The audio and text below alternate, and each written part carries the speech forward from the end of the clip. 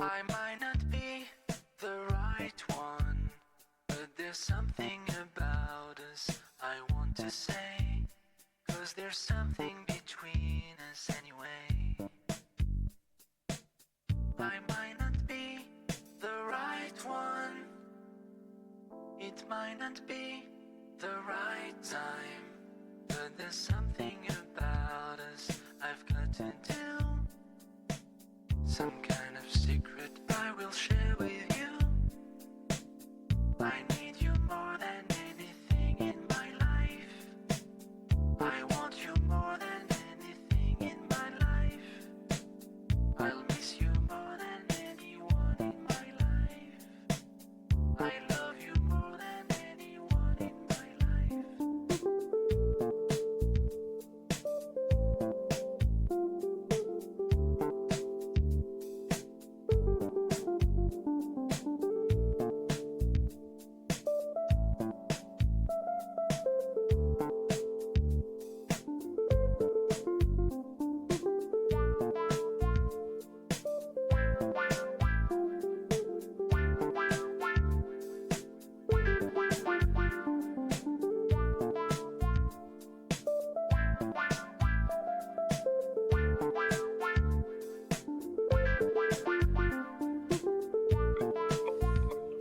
Well, howdy doody, y'all.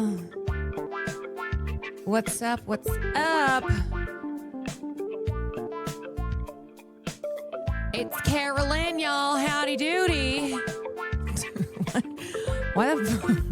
What is howdy doody? I love that I said that like it's something that I say all the time. Howdy doody. Hi. Yeah, Daft Punk's going real hard right now. Real vibey. Silver Joysticks, thank you for the 13 months. J-Co, thank you for the tier. What? Slattern, thank you for the gifted. Katie, thank you for the 30 months. Oh, I don't know why. A little bit of,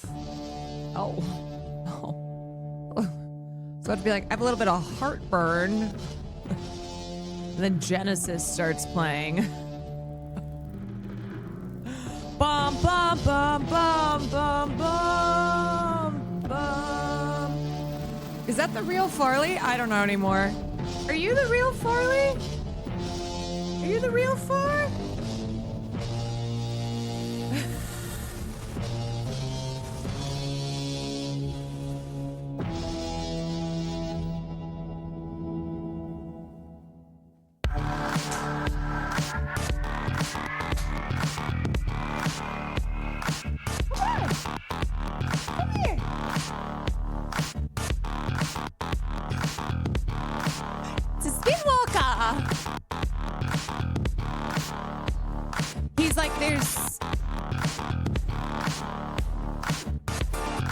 He's like, there's too many fake Farleys in here. Will the real Farley please stand up? Hogan, thank you for the gifted.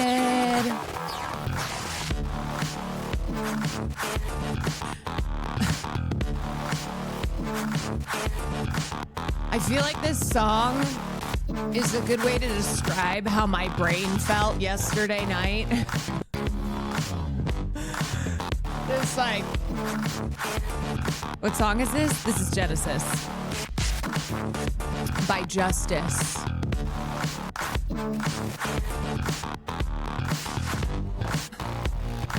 Yesterday was legendary. I know it was. I haven't washed my hair. I still haven't washed my hair after yesterday, and it's just, it is still wrecked by the wind tunnel. And the shower. I did take a shower. I took a shower, but I was just too tired to wash my hair. By the tinnitus tunnel. So I did shower when I got home, but my hair is still unwashed. I'm washing it tonight. We will definitely look at some clips.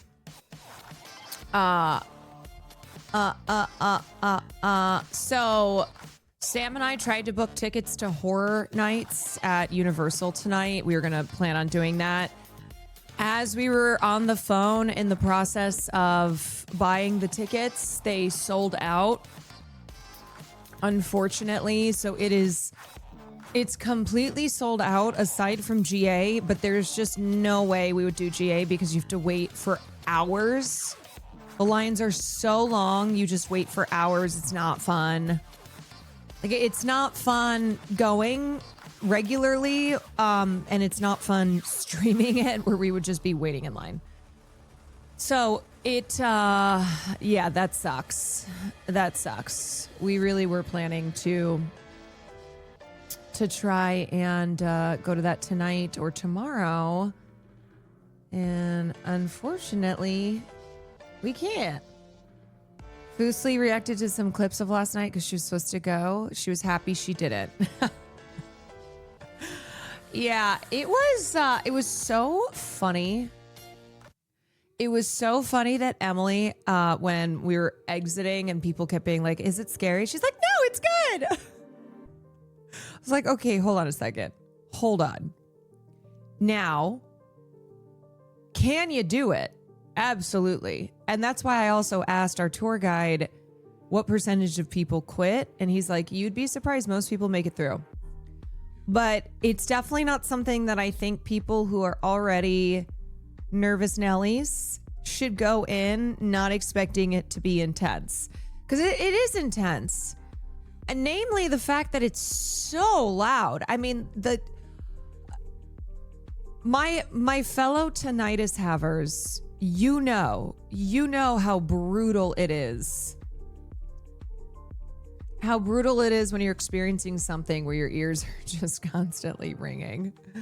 So you'd recommend earplugs? I mean, yes.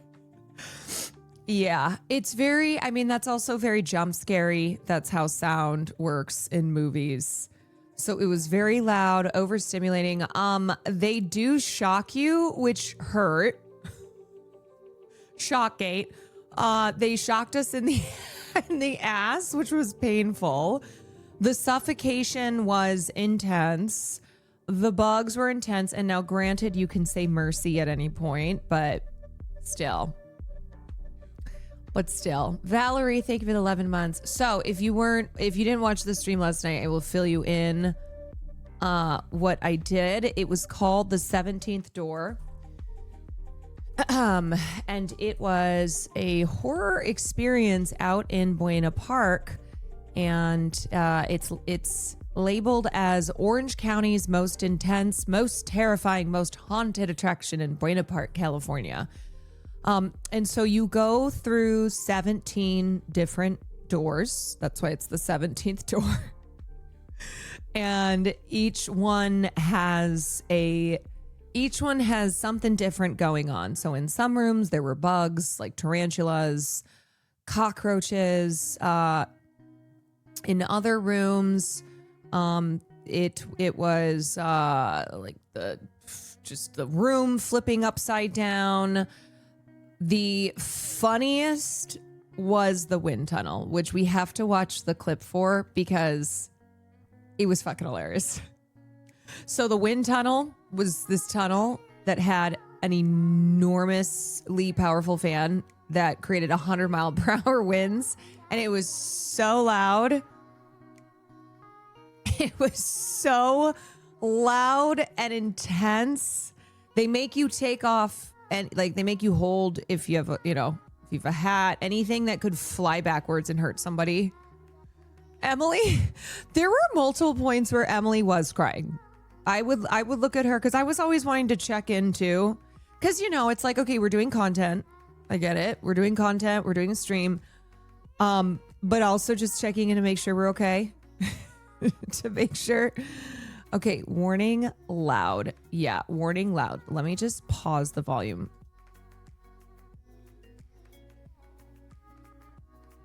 Yeah, okay. See, that would have just killed y'all. That would have just killed y'all. Okay. I'm gonna. Okay. Okay. All right. So here is the clip. What the heck? Here's the clip from when we went through the wind tunnel.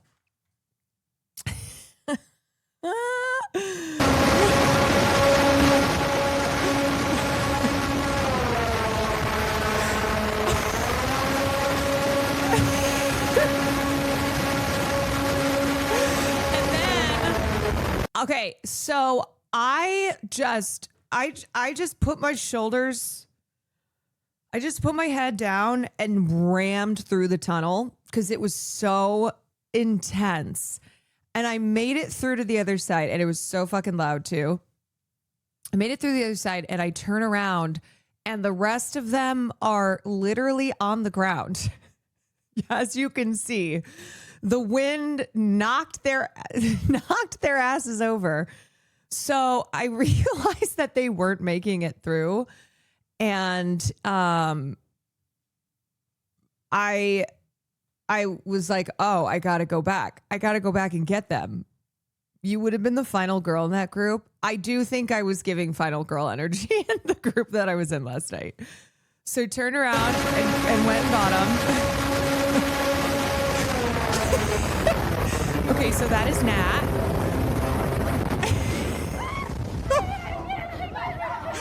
And then what happened is they just ended up turning it off because I think they realized that they weren't making it through. So I was grabbing Nat and dragging her through.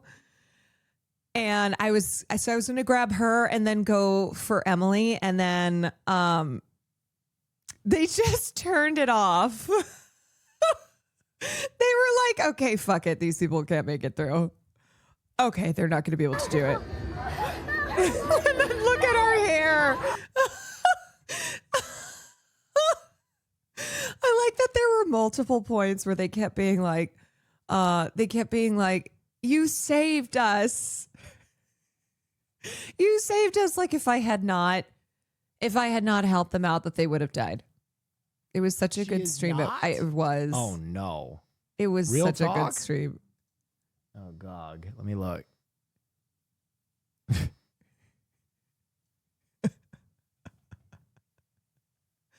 I don't know why his sound is muted, but that's okay because it's really loud. You might want to keep What the fuck is this? It does?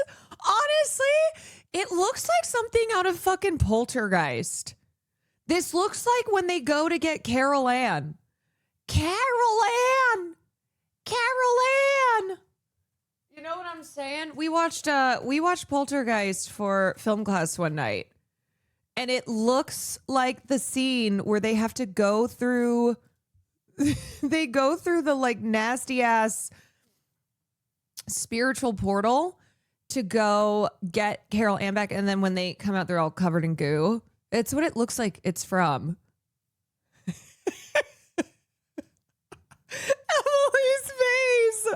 She's so good. She's so good with Is Caroline pulling the other women through this tube? Good job, Caroline. It goes very hard on mute. Mm-hmm. There goes my hero. Watch her as she goes. Look, you gotta. It's kind of like, you know what it's like in Harry Potter when he goes back and makes sure, because he grabs in the fourth book when it's the Triwizard Tournament, and he goes and gets Ron underwater, but he's the first one there, and he's like, my other friends. And so he basically stays to make sure that they're rescued. And then after the whole thing, they're like, Harry, they wouldn't have died. You idiot. You idiot. It's like that where I went back for them, even though they just turned the fan off. They were like, okay, these people can't make it through. But in the moment, it was life or death. In the moment, it was very much I have to get the rest of the group through. No man, woman left behind. The multi POV cams are cinema.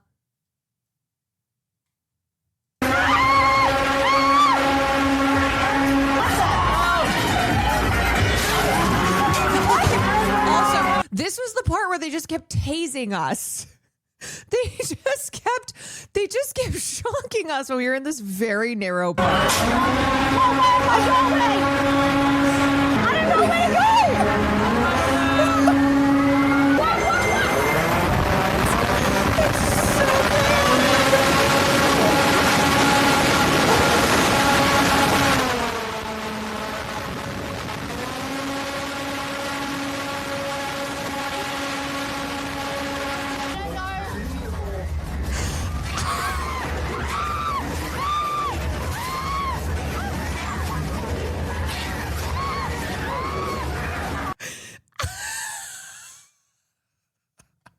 How do you have hearing after that? Honestly, I don't. I'm not kidding you.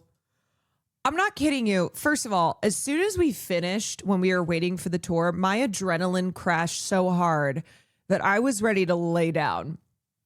And then we had to wait about like 25 minutes for the backstage tour, which was really awesome. Really, really awesome. Glad we did that. And then as soon as that was done, I was like, oh my God, I have forgot. I've got to get home and lay down. But my ears were ringing all night. Like I still am having some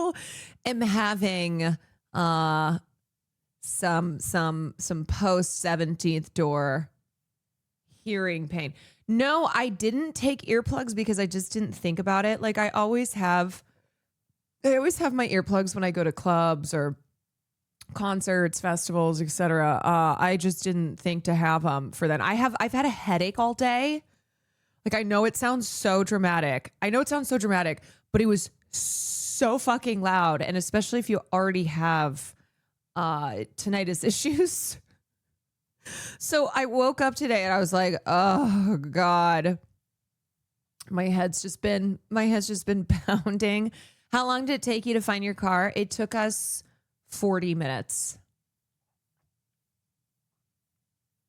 It took us 40 minutes. Okay, here's Emily scared of the water bottle.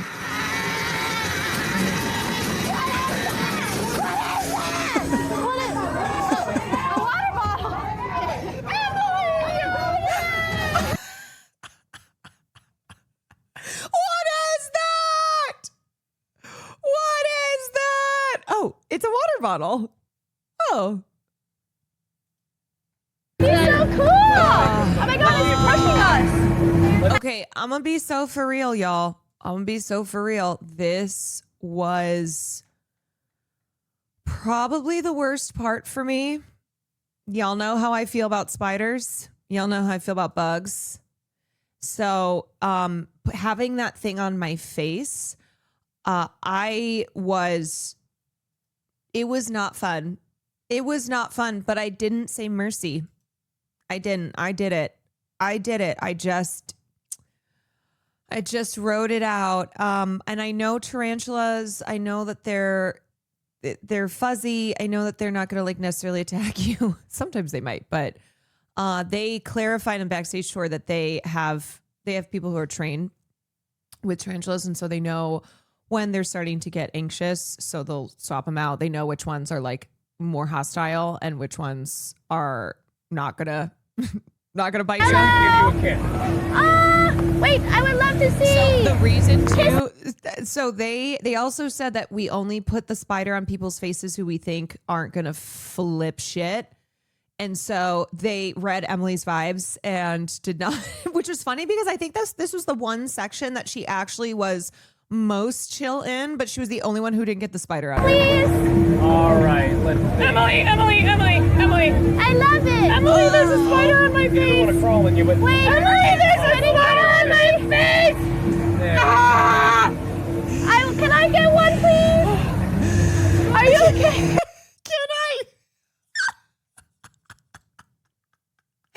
Can I have one, please? Please, can I have one? Please? Please for me? Oh, God. Oh, God. That was just... Oh, God. I can't believe I did that, honestly. I can't believe it. I don't think I would have done that. This is one of those moments where I don't think I would have done it if we weren't on stream. I think being on stream, I think being live is what pushed me to... you bodied it. Is what pushed me to let that spider be on my face. I did it for the... It's a little cold in I did it for the here. plot. I did it for the content.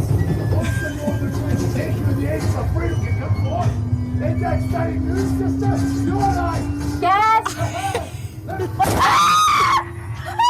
Is your head okay? Sire, that must have hurt. Sire, that must hurt. I have to say, Emily is one of the funniest people in streams like this. She really is so funny. She's so good.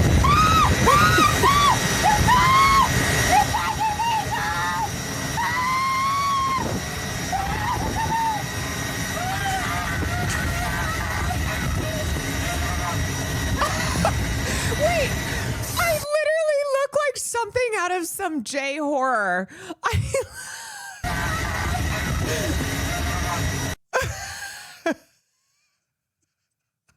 I look like the Ring Girl. And meanwhile, freezing cold water being dumped on my head and then freezing cold air being blown onto my face. Wait, you kind of served. Is it a sleigh? Is it a sleigh? Is it a serve? Were you trying to scare chat? No, I did not. I was just I'm going to be honest. It was kind of miserable because I was wet and then cold. And so I was just, whenever it's miserable, I just kind of like, until it's over. Get out! Get out!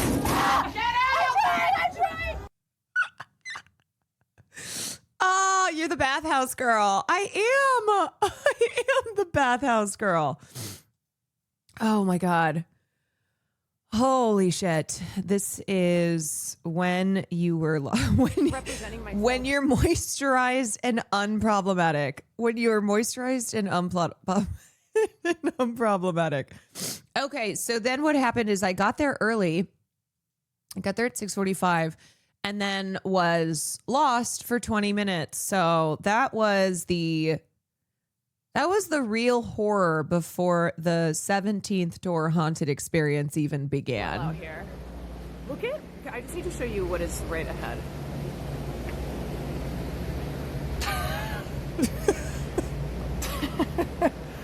Hello? This can't be right. These people stop following me. Hey guys, I don't think this is right. Hey guys, I think we're lost. I think we've gone the wrong way. Getting into the secret areas without even having a hat or vest. I don't even know how I ended up there. I don't know. Okay. Oh, we pop in the light. Yeah. Way better. Okay. 1, 2.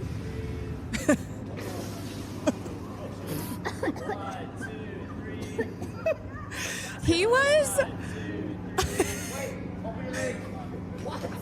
Oh, you can't just say that. What? Oh. Wait. 1, 2, 3. 1, 2, 3. Alright. Thank you. Okay, that shit is so funny when he comes sliding in.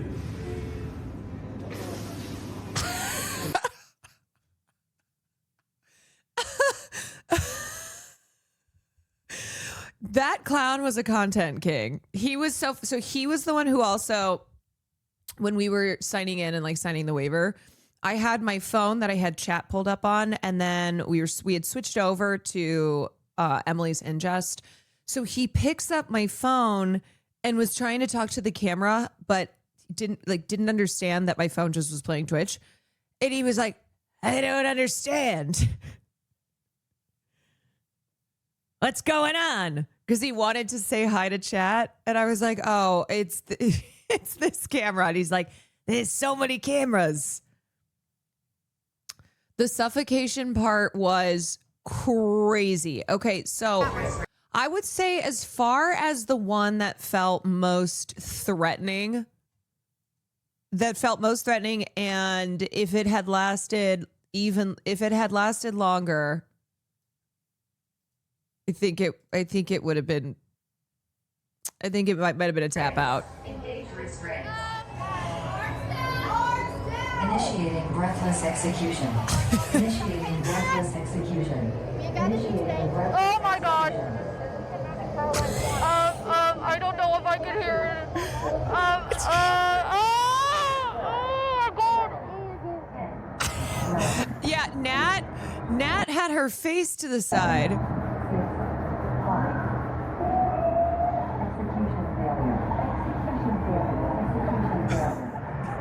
Yeah, some of these rooms kind of felt like BDSM. Oh my god. like there are people who are into that. There definitely are. The shaking rooms was fun. The shaking rooms, that was probably one of the coolest effects, how they did that. And then just the energy, the energy required of the performers, very admirable. Very, very admirable. What's this?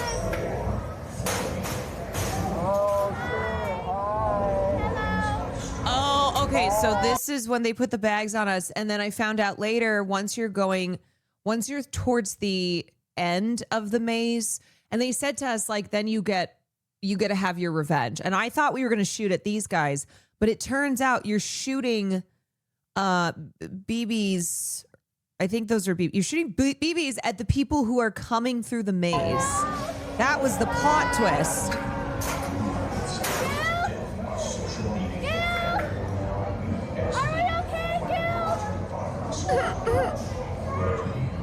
Are we okay, Gil?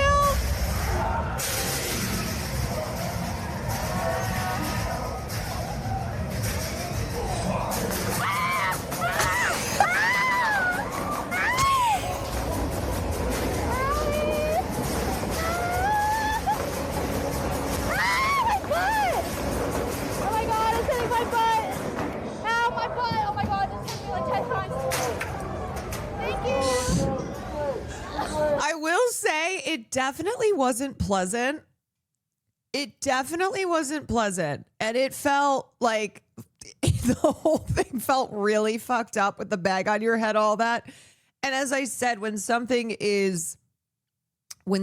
feel unpleasant, when it's like, this is really uncomfortable, I just will kind of not move. Like, you just tank it. You just tank, because it was not, it did hurt.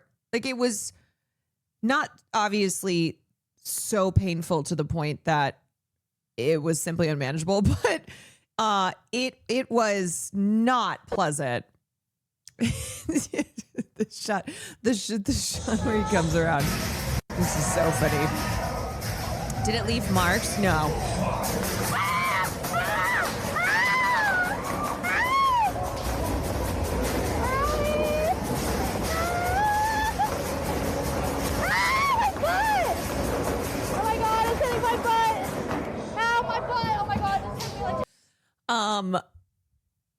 W. Caroline of Tarth saving the girls. Let's not forget Gil. Oh, yeah. Tank cameraman.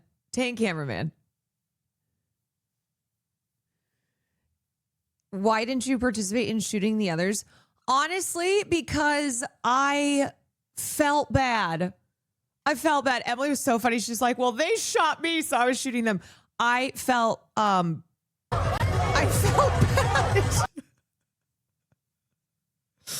I just couldn't. I couldn't do it. I wanted to end the cycle of violence. Yes. Maybe I looked at it as a metaphor, you know? It was like my long walk.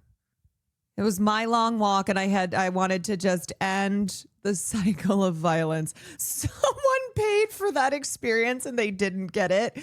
Well, to be fair, I think there were balls shooting no matter what. Like I saw that there were other guns right below that were just automatically shooting, and then Emily and Nat said that they were just shooting across the board. So they did get the experience. The people who we were supposed to shoot definitely got it.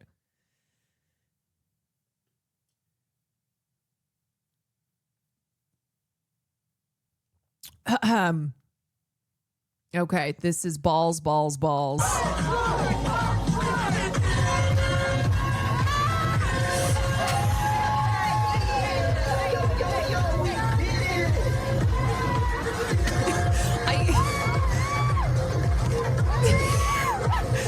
a lot of balls.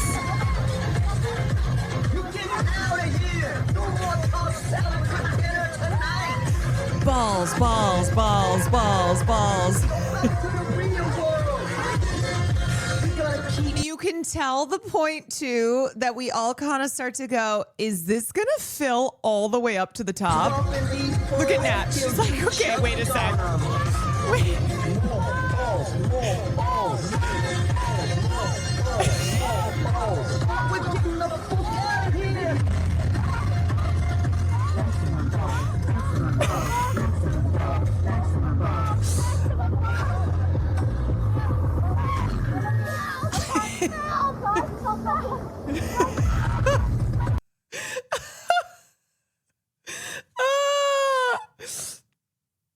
Yeah, Nat started to get a little nervous when she was like, okay, wait a second. Wait, is this just going to keep going? Because I'm not that tall. And she said all she could see as the balls started to rise, she could just see me standing tall because I'm a lot taller than she is. She's like, she just kept looking at me. Yeah, my height was definitely an advantage there. Guys, he's right behind me, isn't he? Guys, he's right behind me, isn't he? Giving James Marco a run for his money. Wait, T10 Nat is a raver? Oh, let's go. That's a lot. I knew I liked her. No. That's way too much. That's way too much. Okay, so they said that people will actually go fuck my shit up. And it's the one room they were like, look, we're not going to cut your hair if you don't want us to. Like, they do this to kind of freak you out. But it's all about consent. It's what you agree to. But there are people who will straight up be like, do me dirty. I thought he was gonna do it. There was a part of me that thought it, and then I went, no, there's no way. There's no way.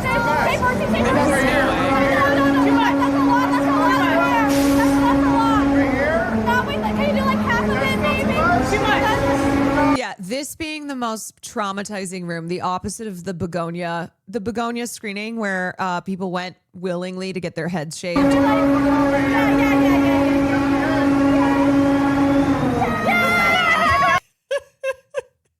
Yay! Our tour guide said that is his favorite room. He likes being the barber. Closer? Yeah. Right here?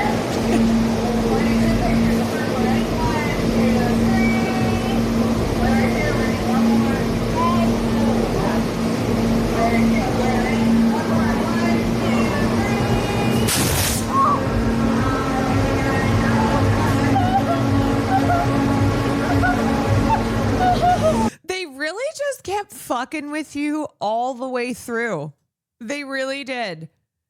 All the way through. There was not a point where they were not fucking with you. OMG, you do go stiff like a fainting goat. Just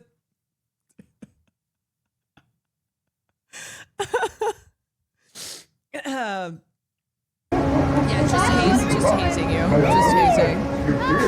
Oh, it's Yoda. It was Pervy Yoda. Pervy Yoda showed up.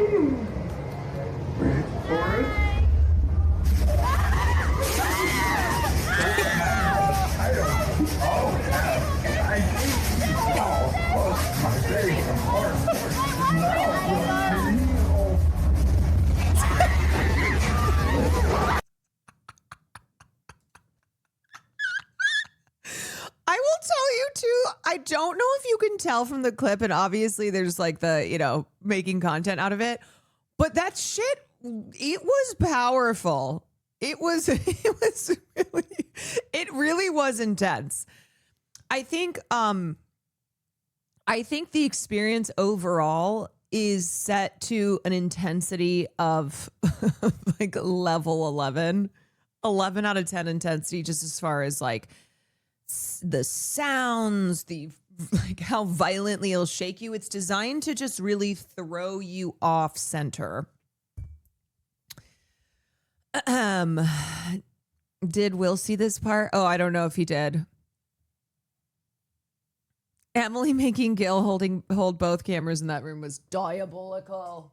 I know, Gil. The fact that he still managed to stay on his feet. We're spreading the CarolineKwan best just chatting. Okay, I'm thinking no video games. Oh, is this why you guys asked me about the video games thing? I think this year I want to give it to Caroline. Oh. Caroline. And it's totally not because she's been really nice to me too this past week. Aww.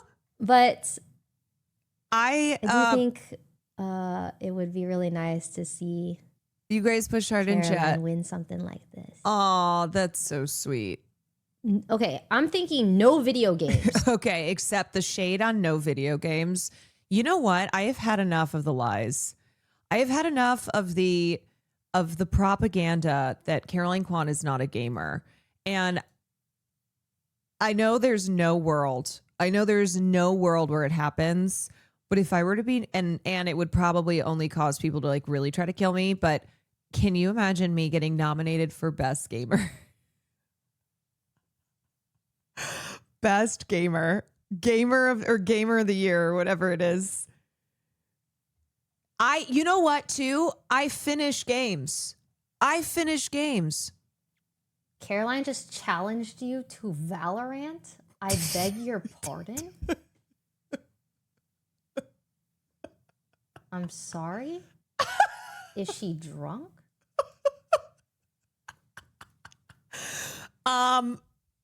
I like that it was so funny. I just picked the first game I could think of, which was Valorant, which is very funny to pick as a game to challenge Ray.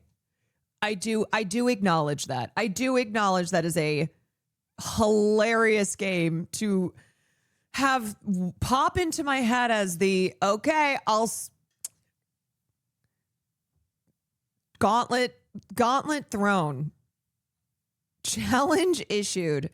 CarolineKwan Gamer of the Year. I just think that would be so. I think that would be so funny. I think it really would be. That's very sweet that Ray put me as that, because I kind of think as like best just chatting streamers, I think of all the big streamers. I don't think I would actually get nominated for something like that.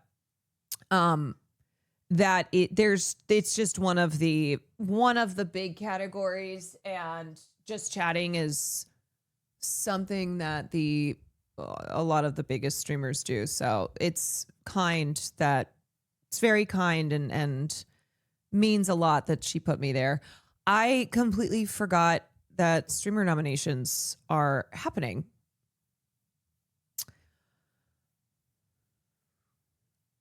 I nominated you for Variety and Sapphire Award. Thank you. Put you in Variety and we do Variety here. Honestly, you know what I will say? That's another category that I don't think it's a big category, but we really do Variety. We do. We do a variety of news, right? We do a variety of commentary. We do gaming. We do a variety of games. We do IRLs. We do cooking. We do a lot. She's giving variety, y'all. She's giving variety. We do interviews. I'm working on setting up an interview with Francesca Hong, who is running to be governor of Wisconsin. Also working on setting up interviews with people in the entertainment space. So it's variety all around. We do Jazz Friday sometimes. In the past, we've done Jazz Fridays. We do hosting, reporting on the red carpet. Yeah. We do a little bit of role play. We've got some characters. You know, we do reacts. Just saying. Just say I nominated you for IRL after yesterday.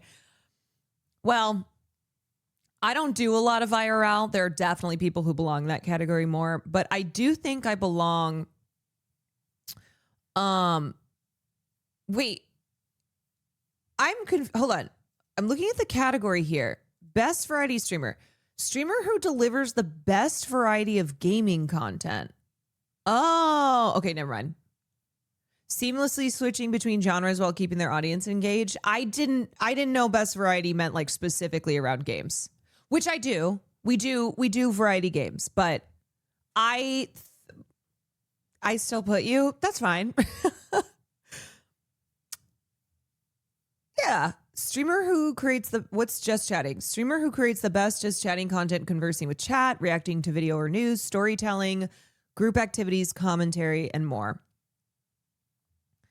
I nominated you for Just Chatting and Sapphire. Sapphire is the Sapphire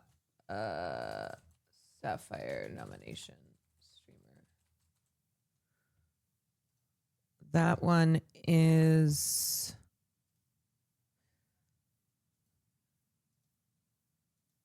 what the hell?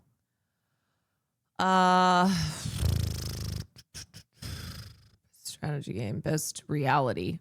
Oh. Best reality. Pocket, thank you for the 18 months. Sonder, thank you for the 6 months. Artie, thank you for the 3 months. Best stream collab. Yeah, there's a lot of like collab categories this year.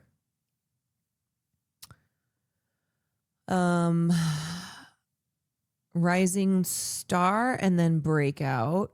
Sapphire, recognizing the best female or marginalized gender streamer of 2025. This award goes to a streamer who shines against the odds in a male-dominated industry and has excelled in entertaining at the highest level this past year.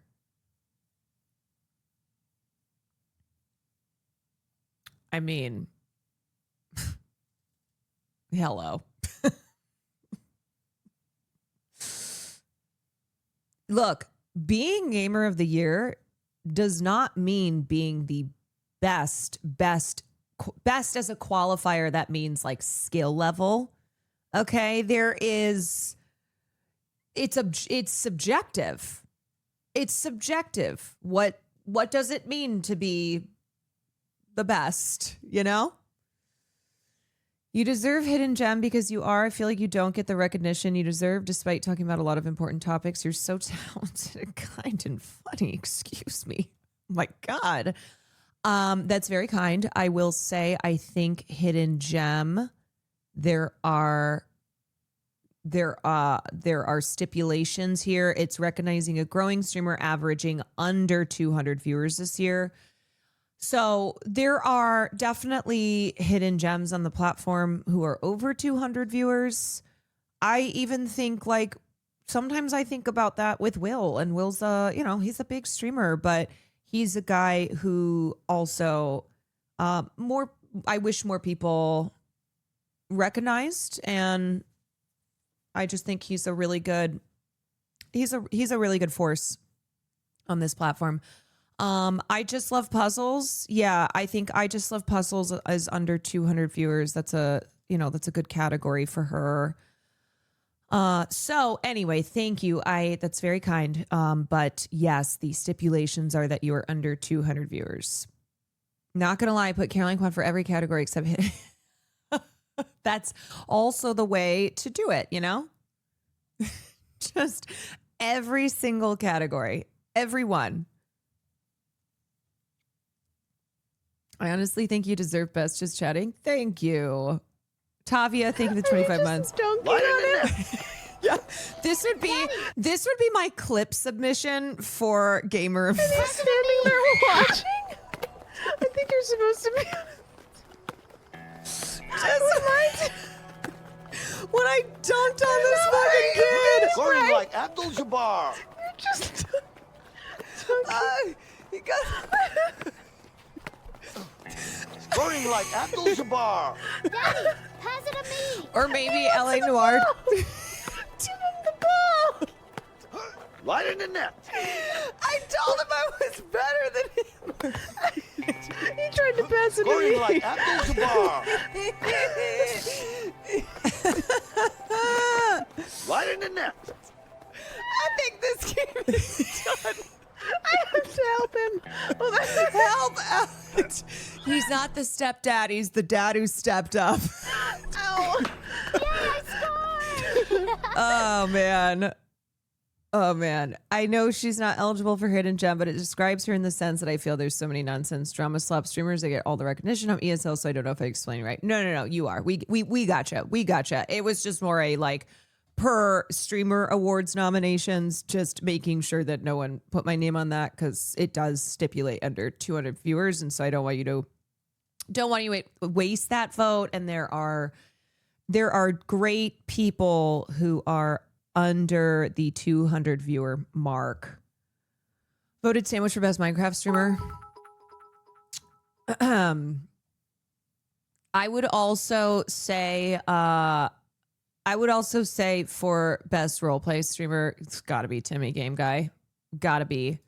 I actually think Will would have a really good chance of winning that too, because there wasn't really any major RP this year.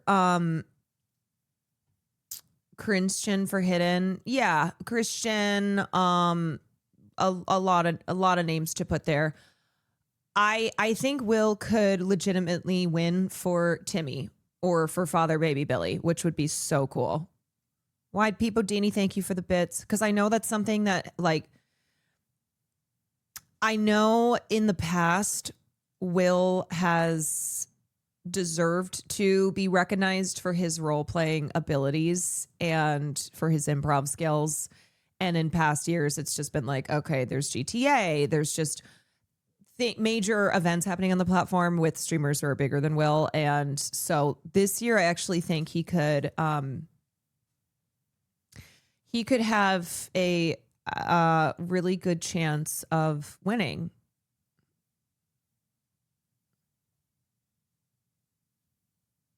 So I'm probably not going to go through streamer award nominations because I got to be so for real. I don't really want any extra drama right now. And this always causes drama. It does. People always just like, they sit there and they watch you go through the nominations and then people get their feelings hurt. And it's just one of those that it's like, a lot of times I end up nominating the people that I do streams with and that I hang out with. So I have no problem being like, please get Will to the RP. Please get him to the stage. Please help him win that. I'm literally filling in right now, so I want to know the right one to put him in. I will say Will for roleplay. Will for roleplay. I don't think he's done at least 100 hours. He has 100 hours though across Rust, Cobblemon, Repo. He absolutely has 100 hours.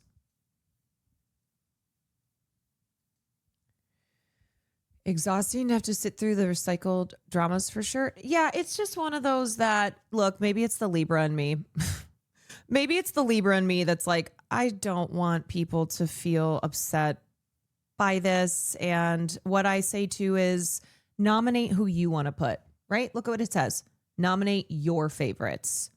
Nominate your favorites. So whoever you decide, I don't want to influence you on picking one over the other, and I don't want to hurt people's feelings. So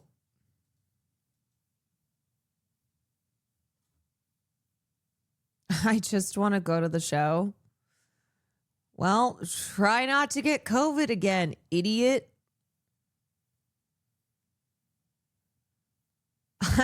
But I'm a Libra and I always want people to be upset. I'm always trying to balance the scales, y'all. Okay. Skylar, thank you for the prime. Any thoughts about this new development? Oh God, I saw this. Oh no, I can't. Dictionary named 6'7" as the 2025 word of the year. I can feel myself turn into an old man. That's not even a word. Those are two numbers. Those are two numbers, man. It's not even a word. I'm going to end it all. I am. I'm going to end it all. I swear to God, too, it's dictionary.com word of the year now just always feels like recency bias and whatever the hell is popping off on the internet at the moment, which I guess 6'7" has moved outside of the internet. Nobody's talking about the real drama, which is Justin Bieber banning people who talk about, wait, what?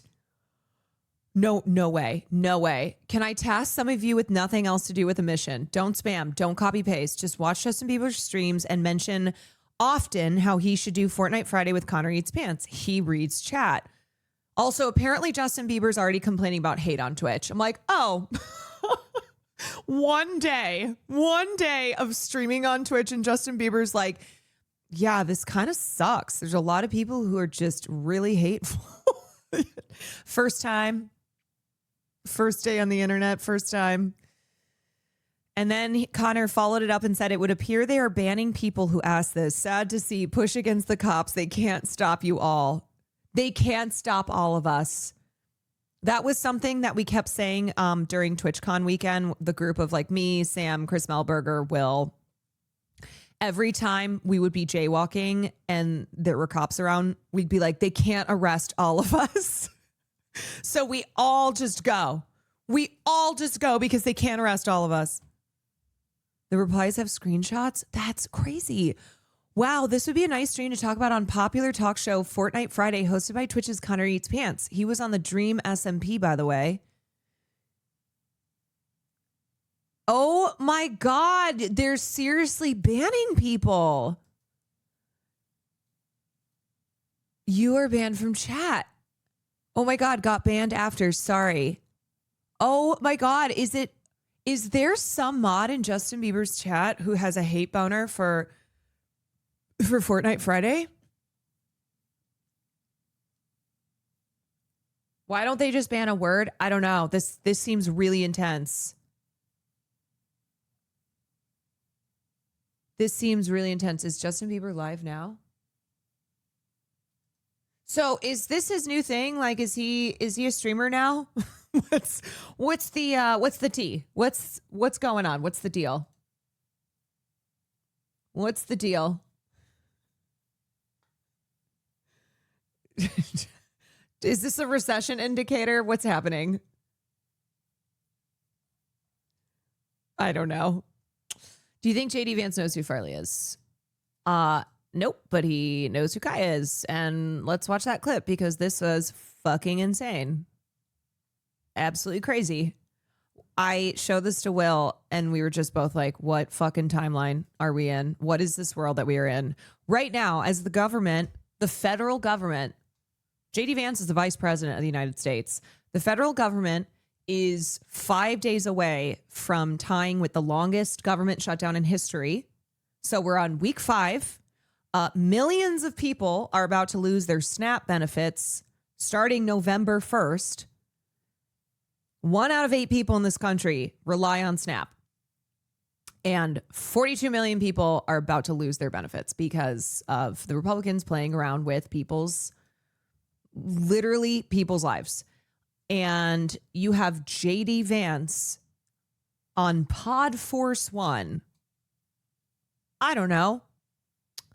Saying this shit. Like, you could see this. Like, he sits on command. He stays on command. He has this command place, which is basically if I snap my finger and point, he will run to that place and lay down. You don't have to zap him. No. Hassan. Not like Hassan Piker. No. No electrocution of dogs here. How disgusting is that? What does that tell you about a person? Well, I think it tells you that they're not, that they're bad people. Yes. If you can actually cause suffering to an innocent animal, you're probably the kind of Wait, sorry. You're probably what? person who doesn't worry about suffering in people as well. Oh, so you mean Kristi Noem? Oh, you mean Kristi Noem, who literally murdered puppies? Kristi Noem, who wrote about killing her dog, dragging him to a gravel pit, shot her 14-month-old dog named Cricket, and wrote about it in a book. Kristi Noem, who is the current head of Homeland. Oh, you mean the person that we've all been saying doesn't care about human beings? And in fact, gleefully mocks the cruelty that she and Homeland are enacting upon immigrants, upon migrants. Isn't that interesting? And that's been my experience. If you mistreat dogs, that's almost 100% sign that you're going to be a really terrible person. So it's one of the ways, we really sort of test people is if Atlas responds well to them, if they like. I feel crazy. I feel like I'm losing my mind. Yeah. What about all the dogs that cops shoot every year? Atlas, we know they're good people, but you can tell if somebody's really mean to animals. It's like the Jeffrey Dahmer thing. Yeah. Like every serial killer ever has actually been really bad to animals. That's sort of how they started. Kristi Noem has shot and killed dogs and admitted to it. Okay, I don't want to watch this whole thing, so just tell me what part. I just need, this is the same, you're telling me on the same fucking podcast that JD Vance just went on and talked about Shockgate, talked about Collargate, Kristi Noem, head of Homeland, who admitted in her memoir to shooting her 14-month-old puppy because it couldn't do what it needed to do for her. Couldn't do what it needed to do. It's absurd. I mean, seriously, I need people whose entire world revolves around streamer beefs, revolves around like LSF, the internet, these internet spaces. I need you to understand how absurd and insane this is. That the president of the United States is talking about this on a podcast, that this is the focus, that this is so, and also proof that Collargate was being pushed by the right wing because Hassan is a prominent leftist. That you had all of these major right-wing figures, politicians, podcasters, psychopaths like Laura Loomer. I don't even know what to call her. Like, I don't even know what her role is. Just psycho. Twitter, racist Twitter troll. That they are pushing this shit. And then you have JD Vance talking about it on a podcast where we are a couple days away from millions of people being kicked off of Snap. Or it's like, this is a joke. This is a joke. And I just have to ask this question to people who still believe that like MAGA and Donald Trump is what's going to save them, is what's going to like turn this country around. Has your life improved? I'm asking genuinely, has your life improved? Is the ability for you to say slurs more openly again?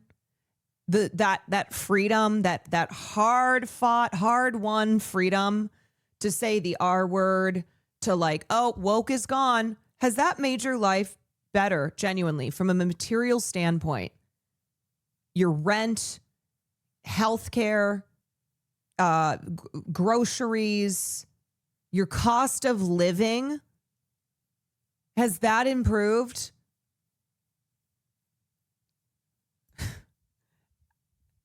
No, it hasn't. Happened, and why do you think are you tired of winning yet?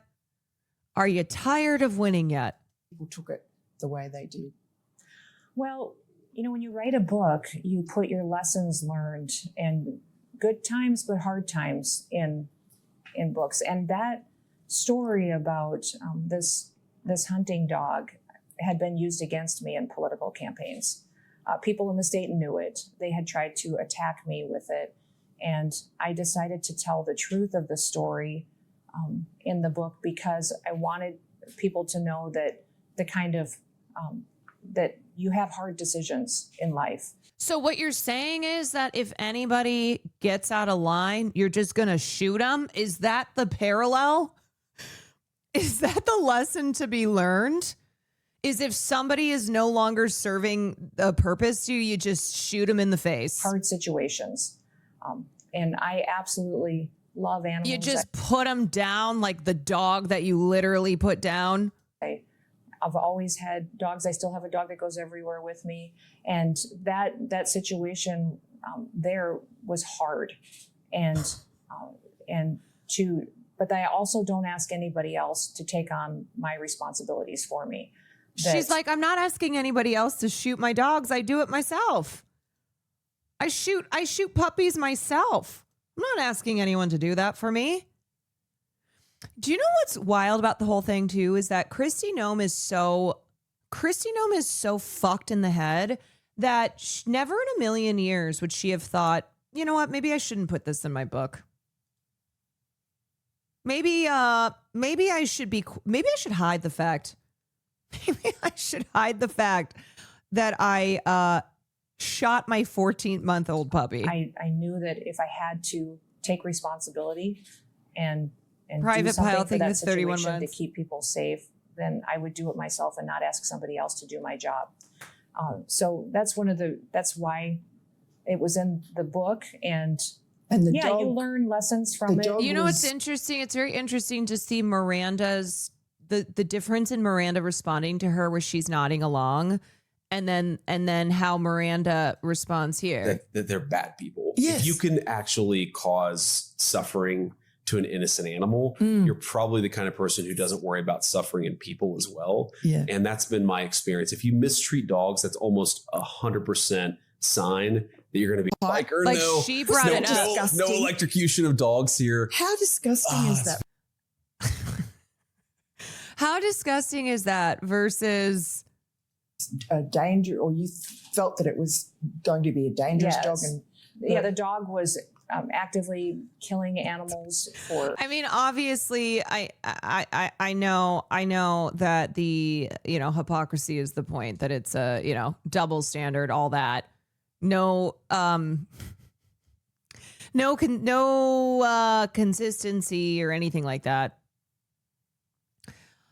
It's just nuts. It's so, I can't believe that we live in a reality where you have Hassan being brought up at the New York City mayoral debate, being brought up twice. Do you condemn Hassan Piker? And then the vice president of the United States talking about this shit that was like being pushed on LSF and by drama accounts on Twitter. What is happening? What is happening?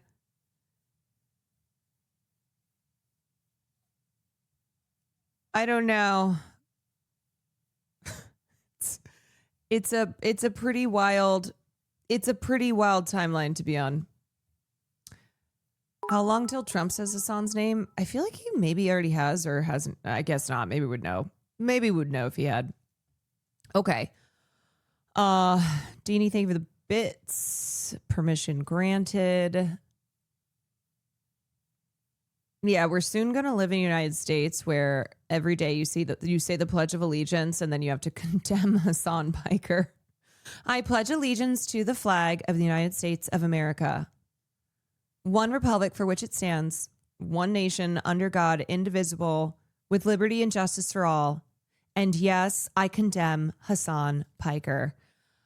Kat was indicted too. Actually, yeah, let's talk about that. My name is Kat Abu-Ghazaleh. I'm running for... Okay, so Kat Abu-Ghazaleh, who comes from the world of journalism and content creation. She popped off on platforms like TikTok, and now she is running for Jane Schakowsky's seat in Illinois 9. That's where I am. Well, I'm not from that district, but I'm from Illinois, so kind of my hometown. Where she's running, and Jane is not running for re-election, and so Kat is a candidate who has emerged amongst a pool of progressive candidates across the country. And Jan, I was confusing with Jane Krakowski. Jan Schakowsky. So Kat is like a number of young progressive candidates who have been running for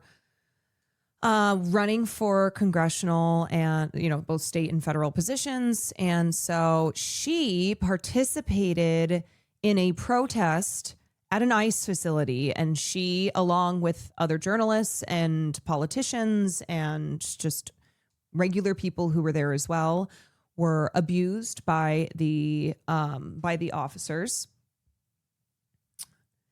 And now she's been indicted. Congress in the 9th District of Illinois, and the Department of Justice is charging 6 people, including myself, with federal crimes for exercising our First Amendment rights near ICE's Broadview Processing Center. This is a political prosecution and a gross attempt to silence dissent, a right protected under the First Amendment. This case is a major push by the Trump administration to criminalize protest and punish anyone who speaks out against them. That's why I'm going to fight these unjust charges, but I need your help to do it. As I and others have exercised our First Amendment rights, ICE has hit, dragged, thrown, shot with pepper balls, and tear gassed hundreds of protesters. Yeah, also here's a clip from when she was at the Broadview ICE facility. An ICE agent tried to run dozens of protesters over with an SUV as we walked on a public crosswalk. He kept driving for about a full football field until ICE barraged us with pepper balls. Sorry. Just driving through.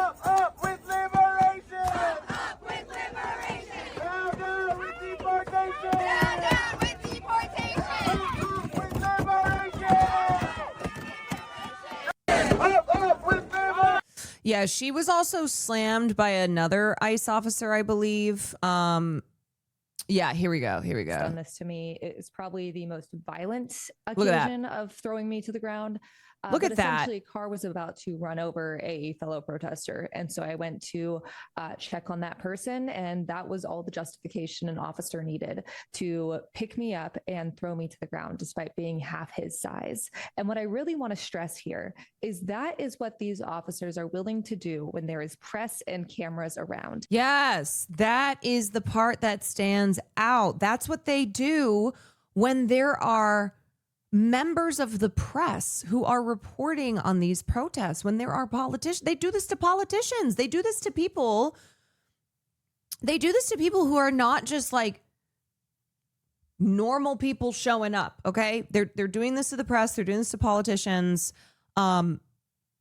because they are thugs, and because under Trump's administration, they're like, oh yeah, no, we have total immunity. We have total immunity. The reason we are protesting at this facility is because they are They committing did that to human rights abuses Brad Lander, within who the was Broadview involved processing facility. It is a processing in facility. an so incident in people New are not York. supposed to be kept there for more than 12 hours at a time, but they are being kept for days or weeks without beds, without hot meals, without hygienic products. And if they are willing to do that to a congressional candidate on camera in front of press, imagine what they are willing to do to their detainees behind boarded up windows. This was, as I said, the third time that ICE has done this to me. Third time that they have brutalized her, somebody who's running for office like that. And so today the news. Wait, did I finish watching this? Simply because we had the gall to say that masked men coming into our communities, abducting our neighbors, and terrorizing us. Yeah, and then claiming that they were assaulted. You know what that's called? Darvo. Want to know why we talk about Darvo all the time? It is not just in relation to celebrity abuse cases. It's not just in relation to abuse involving Twitch streamers. Darvo is happening all the time. And especially under the Trump administration, we see Darvo applied constantly, whether it is ICE officers lying and saying, actually, we were the ones who were abused. We were the ones who were assaulted. And then the wrong people being charged and indicted. Or, you know, you have just you have the Darvo strategies being applied to protesters across the board, not just protesters protesting ICE, but also Israel. So it is something that we've seen a lot of under Trump's administration. And because Chicago doesn't back down from bullies and men. What is Darvo? So Darvo stands for deny, attack, reverse, victim, and offender. And that is a strategy that abusers utilize to discredit, to turn the tables, to actually blame their victims. And so the reversing of attacker and then the reversing of victim and offender is a big part of Darvo. That's the V and the O, where it's not just, oh no, I didn't do that to this person. It's not just like gaslighting, lying. It's not just I didn't do that to this person. It's actually I'm the victim.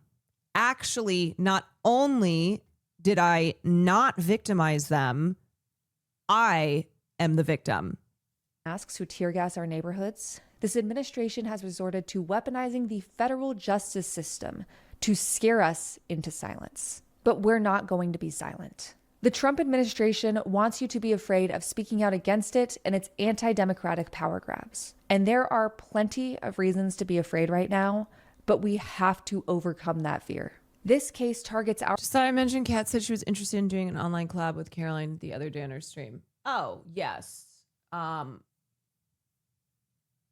Yes. I need to set something up with her. I need to set something up with Francesca. We've been a little busy with the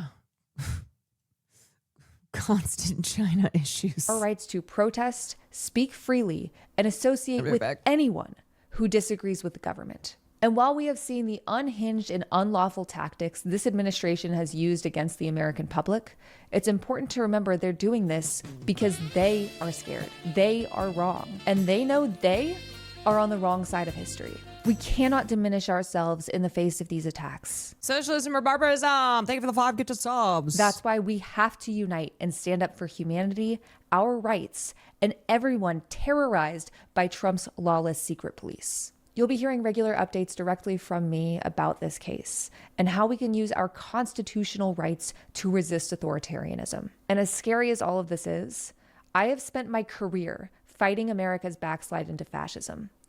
I'm not going to stop now, and I hope you won't either.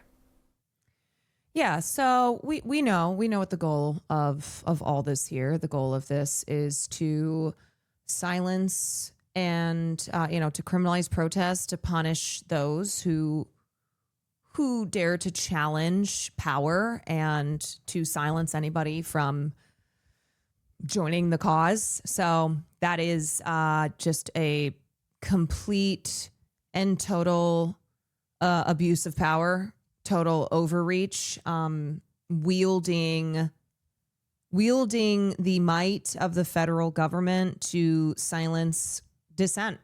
That's what's going on. Oh no, Stano, thank you for the tier 1. Tara Larafera, thank you for the prime. All right. Okay. I want to talk a little bit about Zoran Mamdani, because we are in the final days. We are in the final days until the election on November 5th. And I swear every time I see someone post a photo online where they're like, just voted for Zoran, 100,000 likes.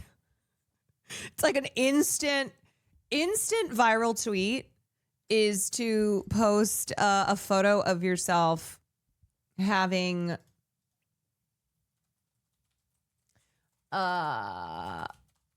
voted for Zoran Mamdani.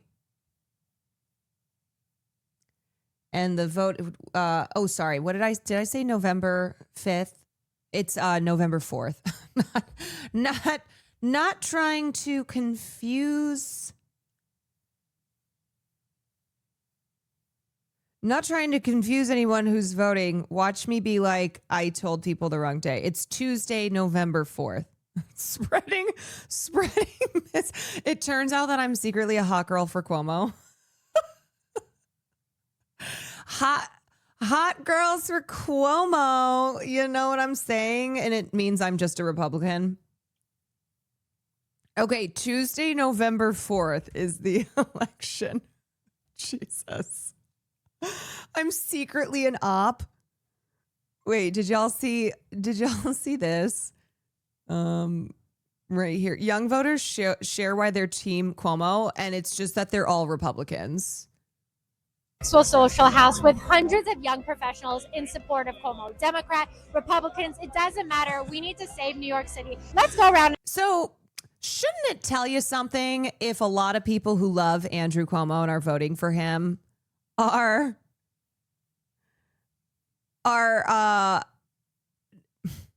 first time chatter? Last night's stream with Emily and Nat was the most fun I've had in a while. Politics makes nobody happy. We need more fun. I agree, but I do a variety here on my stream. I'm glad you enjoyed the stream last night. Sometimes I cover stuff in pop culture, which I have planned. Sometimes I touch on major political events. Sometimes I do IRLs. Sometimes I do film class. Sometimes I do gaming. I'm a variety streamer. So if you don't like politics, that's okay. You don't have to watch. But yeah, I do like to get variety with it. I do.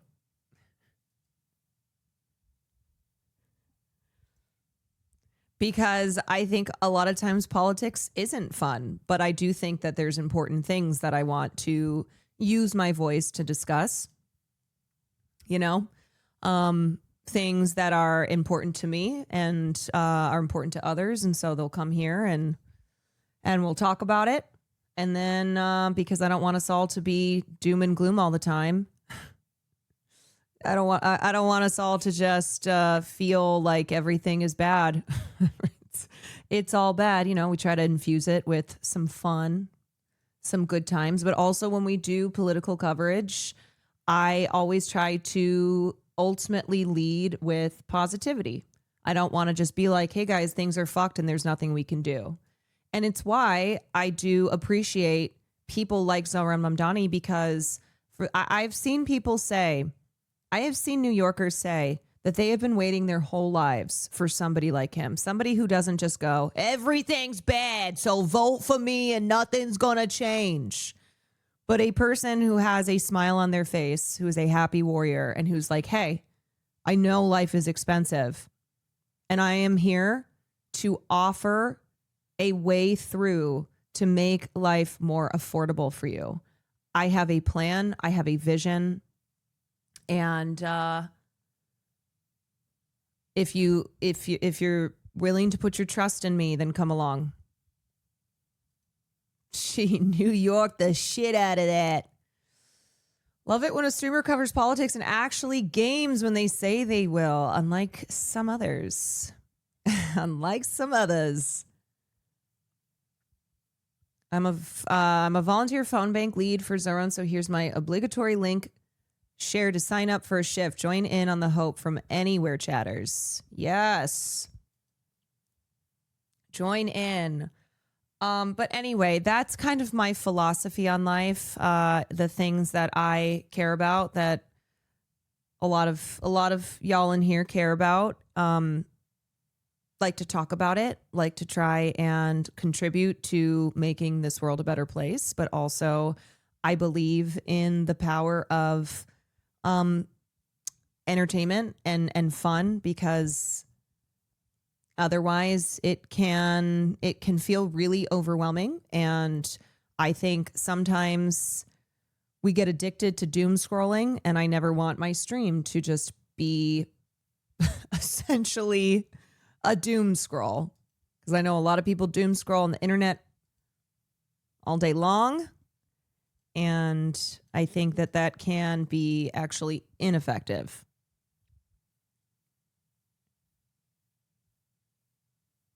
My dad and I align politically, but it still brought me immense joy when he talked about Mamdani and how incredible he is. Yeah.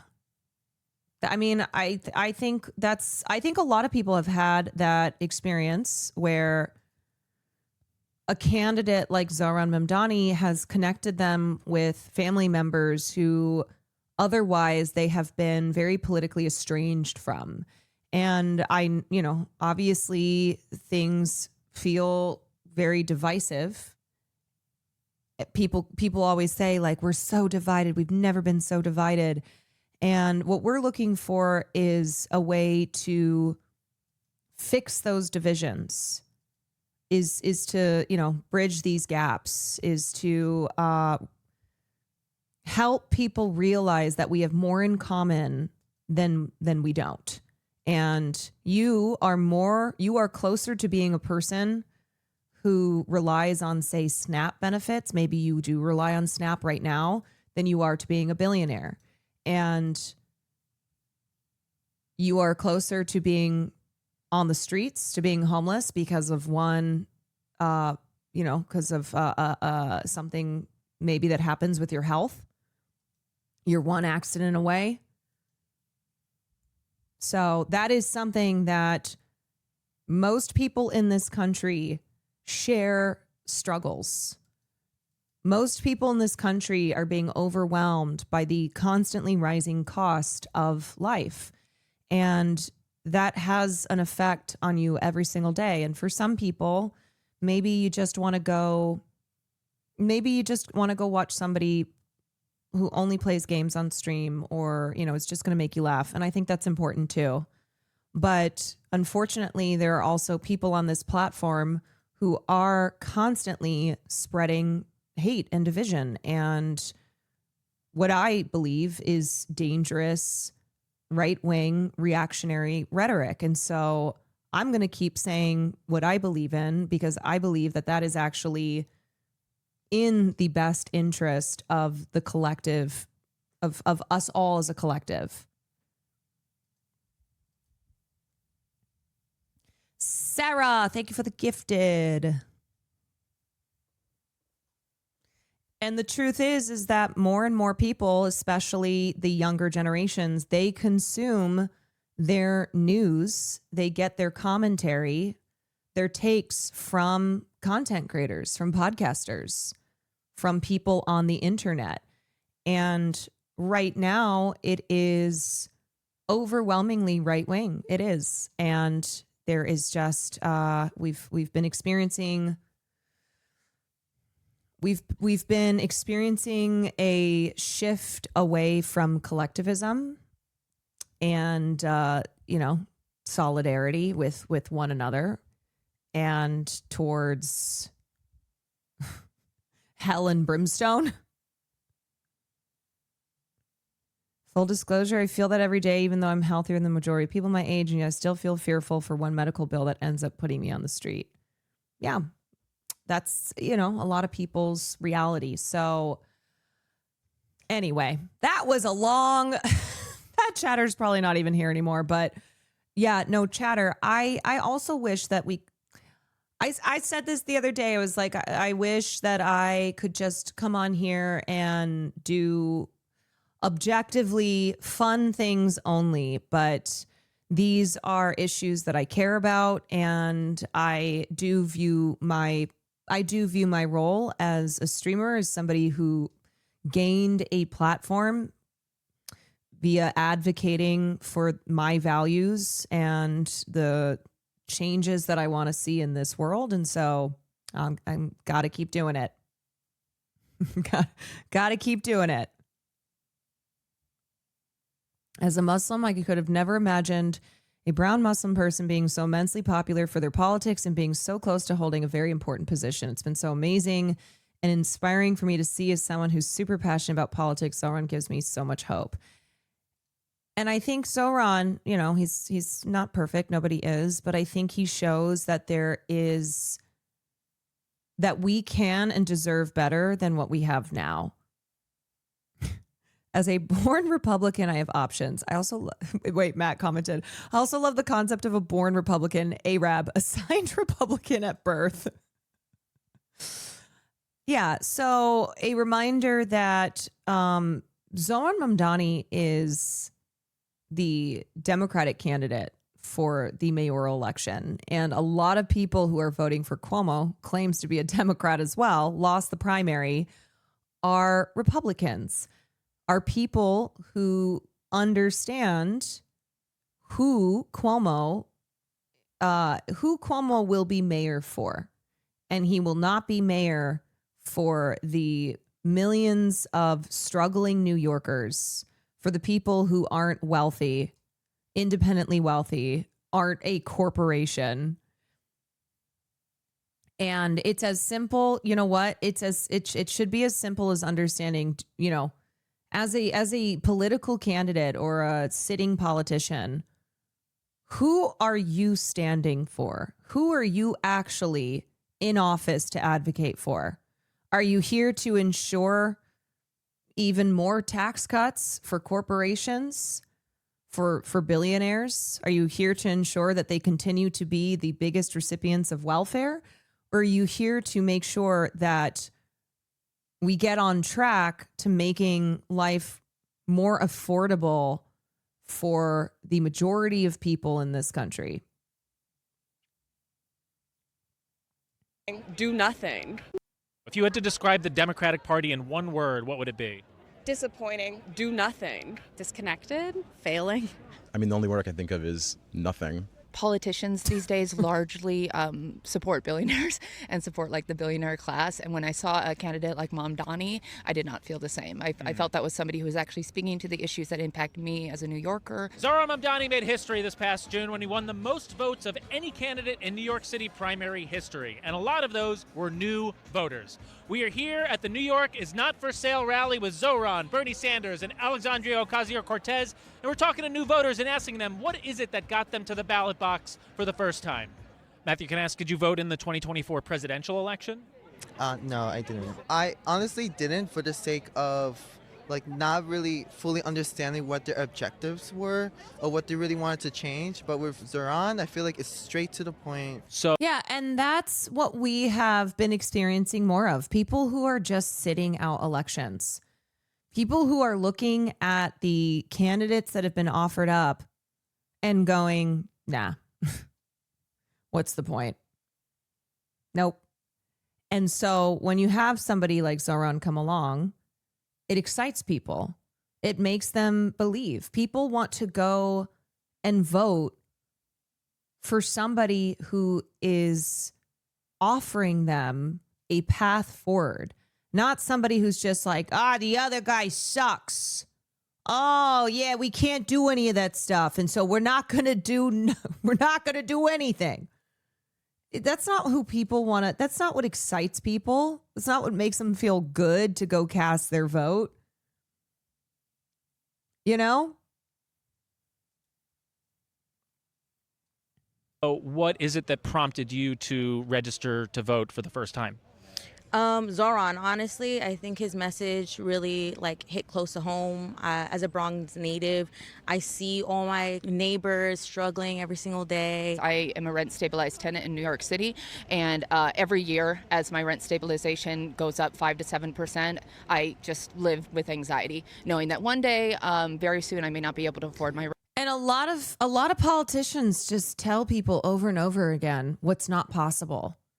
They spend so much time, including Zoran's opponents, saying what isn't possible, rather than envisioning the possibility. Once upon a time, we thought it wasn't possible to go to the moon. We went to the moon. Once upon a time, we didn't think that the majority of Americans would approve of, say, interracial marriage or support gay marriage. And there are still issues like trans rights that we are pushing for the majority to wholly get on board with and not fall prey to moral panic, to, reactionary propaganda. But it's a reminder that there's a lot throughout our history that was believed to be impossible, and that many people in power would say, okay, that's a bad example because we never actually went to the moon. It was staged. The moon landing was faked. The moon landing was faked.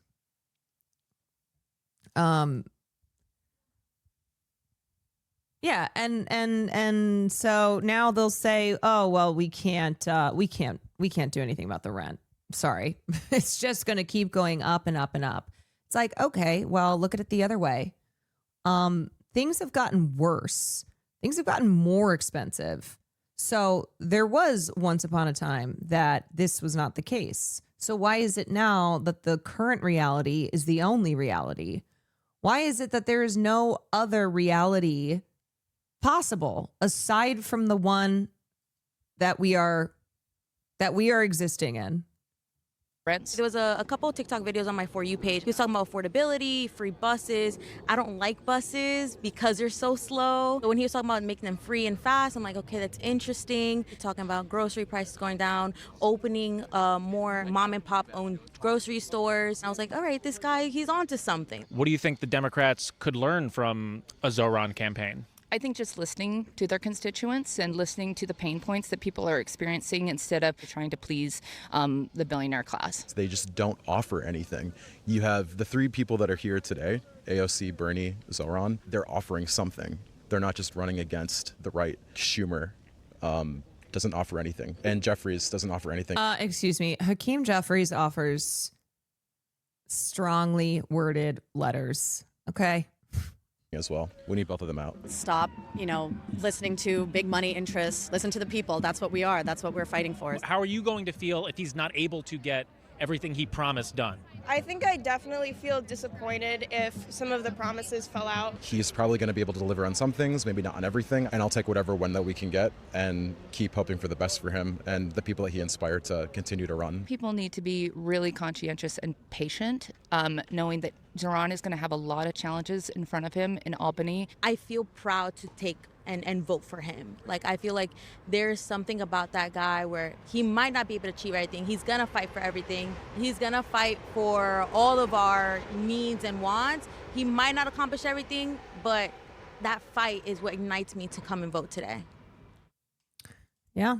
I mean, you already hear people who are like, look, we get how it works. We know that there are going to be major hurdles, and it's not progress that will happen overnight, but would much rather put our faith and our votes with somebody like Zoran than Andrew Cuomo. Whoa, Blossom, thank you for the 10 months. Okay, we have to talk about this because in the world of absurd attacks on Zoran, this one made me laugh because the people that I saw, I'm talking Antgate. Yeah, I'm talking Antgate. The people who I saw treating this as a gotcha, as a we caught Zoran in a lie, and therefore it invalidates everything that he has said, tended to be white people.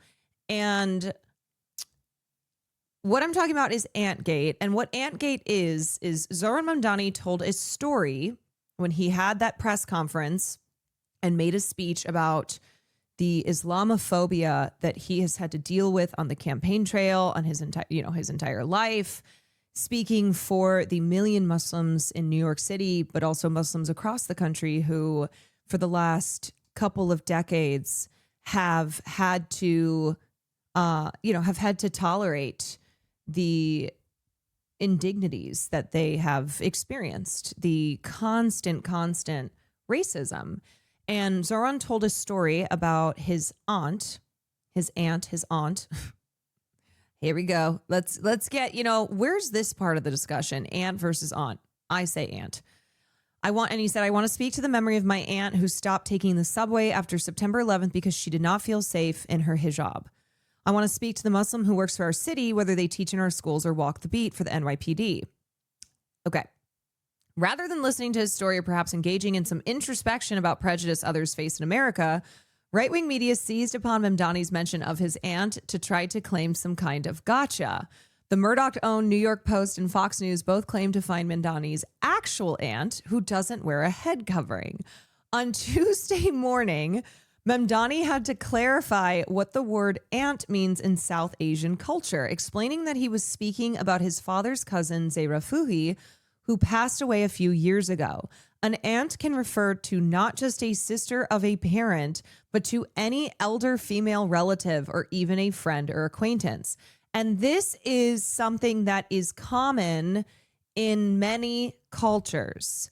In my family, everybody is an aunt or an uncle. My father's second cousin is going to be auntie. That's how it goes. When I go to a family reunion, everybody is aunt, uncle, etc. Like, I guess I just can't believe, what else would they be? I can't believe that this is a line of attack. Nothing should surprise me, but it sounds like fraud. Sounds like fraud, yeah. This shit made me so mad. My white best friend growing up lived with his grandma and his two aunts who were actually his grandma's sisters. We all called them aunts. And I have to say, I don't even think this is something that white people don't do, because Will does this in his family. His cousin's children, he calls his nieces. This is just something that so many families do. So many people do this. Now, of course, the detractors, the ones who were trying to make this a thing, were white people, were right-wing white people. But I know that this is something that plenty of white people do in their own families. Because half of my family is white, half of my family is Asian, and I do this across both sides of the family. This is so normal. It's so normal. And once again, it's an argument that backfires on the haters who are trying to make this a thing, because they just look crazy and they just come off looking so desperate.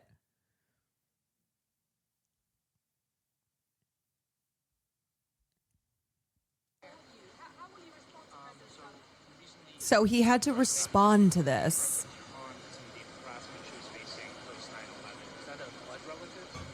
Is that a blood relative? I was speaking about my aunt. I was speaking about Zehra Fuhi. my father's cousin, who sadly passed away. Like, also, that is someone who he's still blood related to. There are people who call non-blood relations aunt, uncle, cousin. Hello, have we watched The Bear? Have we watched The Bear? There is literally a character in The Bear who is named Cousin. Everybody calls him Cousin. And that is like a working class, blue collar, white Chicago family, you know, where they treat each other as family even when they're not blood related. Like, this is just so stupid. A few years ago. And for the takeaway from my more than 10-minute address about Islamophobia in this. Yeah, the takeaway from him talking for 10 minutes about the realities of Islamophobia being like, isn't that interesting? He called his father's cousin his aunt. I smell a liar. Roisin in this city to be the question of my aunt tells you everything about Andrew Cuomo and his inability to reckon with a crisis of his own. I feel like an awesome non-politician response would be, so I actually love my family and loved ones. What about you? It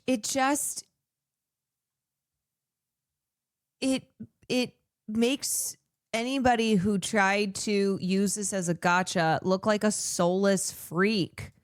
Be like, okay, I guess maybe you aren't close to people. maybe you are a person who does not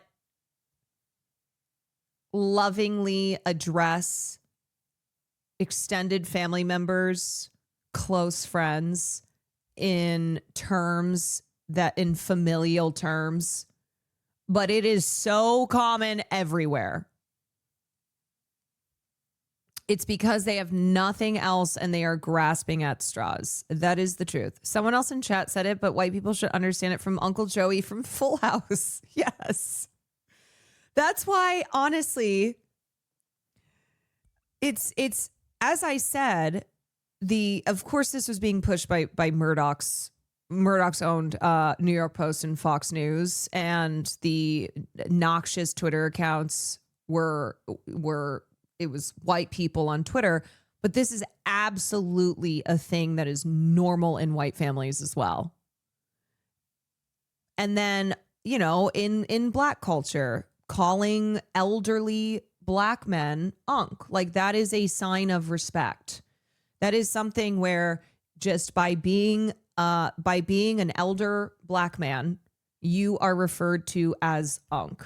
So there are the you know, little unique cultural differences, but this shared, you know, this commonality of using familial terms for people around you is something that is across cultures, across races.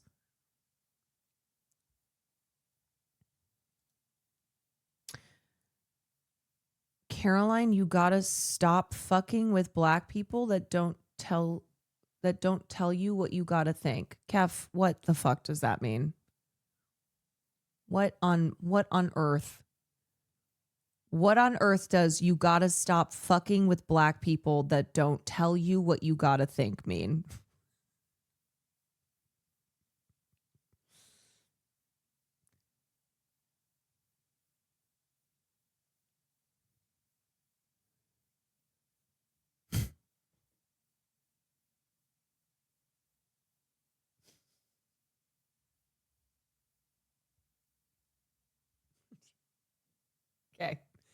Okay.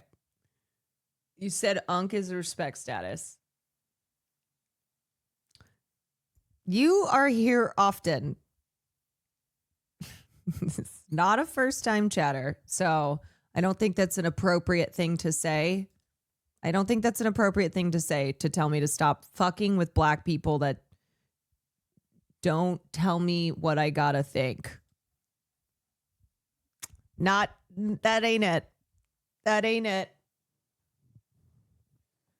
Not sure if I'm the only Mexican, Hispanic, Latino here who does this, but both sides of my family, my parents raised my sister, and I refer to our parents' cousins, aunt and uncle, their kids as our cousins. Our cousins' kids refer to us as an aunt and uncle, like for real, it's family. Yeah. Yes. Okay. Yeah. Sorry, Marco, that's not to you. I'm just still like, sometimes I feel every day, once a day, I do the blinking, the guy blinking meme. Nobody's going to tell me I'm wrong if I feel like I'm right. Okay, so it's interesting because you're telling me I'm wrong. So it's a little ironic, don't you think? You're saying nobody's going to tell me I'm wrong if I feel like I'm right, as this all started because you've got opinions on what I'm saying. All right. Anyway, moving on.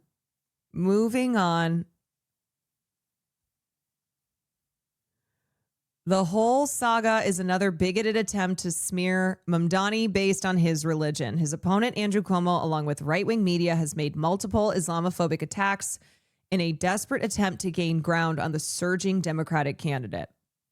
Cuomo and the media have tried to claim that Mamdani is pro-Hamas, wants a global intifada, is close to Siraj Wahhaj, an imam in the city, basically accused of supporting the 1993 World Trade Center bombing. These efforts have only demonstrated how pervasive Islamophobia is in New York and American politics, proving the points he made in his Bronx speech. Yeah, so that is Antgate. That's what's going on there. Is, oh my God, Zohran Mamdani committed the worst crime you can, which is to have referred to his father's cousin as his aunt. Whoa.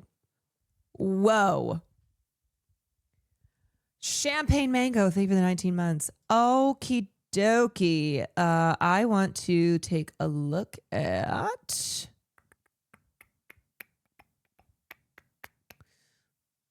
Bam! Noted vulture, watcher, 25 questions for Zohran Mamdani. The Maria Bamford questionnaire. Haagen-Dazs coffee ice cream. Big tub. What do you like to eat and or drink right before bed? This man is eating ice cream before bed. Couldn't be me. A tub of Haagen-Dazs? Oh, I'm on the toilet all night. Islam. I would... Kill them all and let God sort it out. Okay.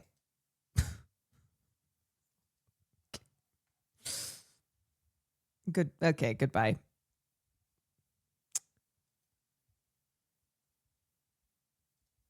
Yeah. Okay. All right. Be the face of Tropical Heat, Kenyan Chevra. Highly recommend. It's like peanuts, Rice Krispies, your favorite snacks combined with a little bit of spice. You can grab it in Jackson Heights, Patel Brothers, right there. It's hot. FYI, for any other chatters, hopefully you don't feel like saying something like that. That will get you site-wide banned.